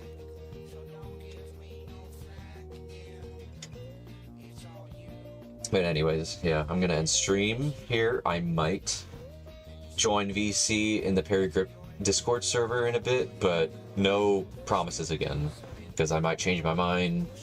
I might just want some alone time. Who knows? But, you know, it's a maybe. But yeah, I learned a lot today. Today's fun. And I'll see you when I see you, I guess. But yeah, thanks for sticking around. Bleh.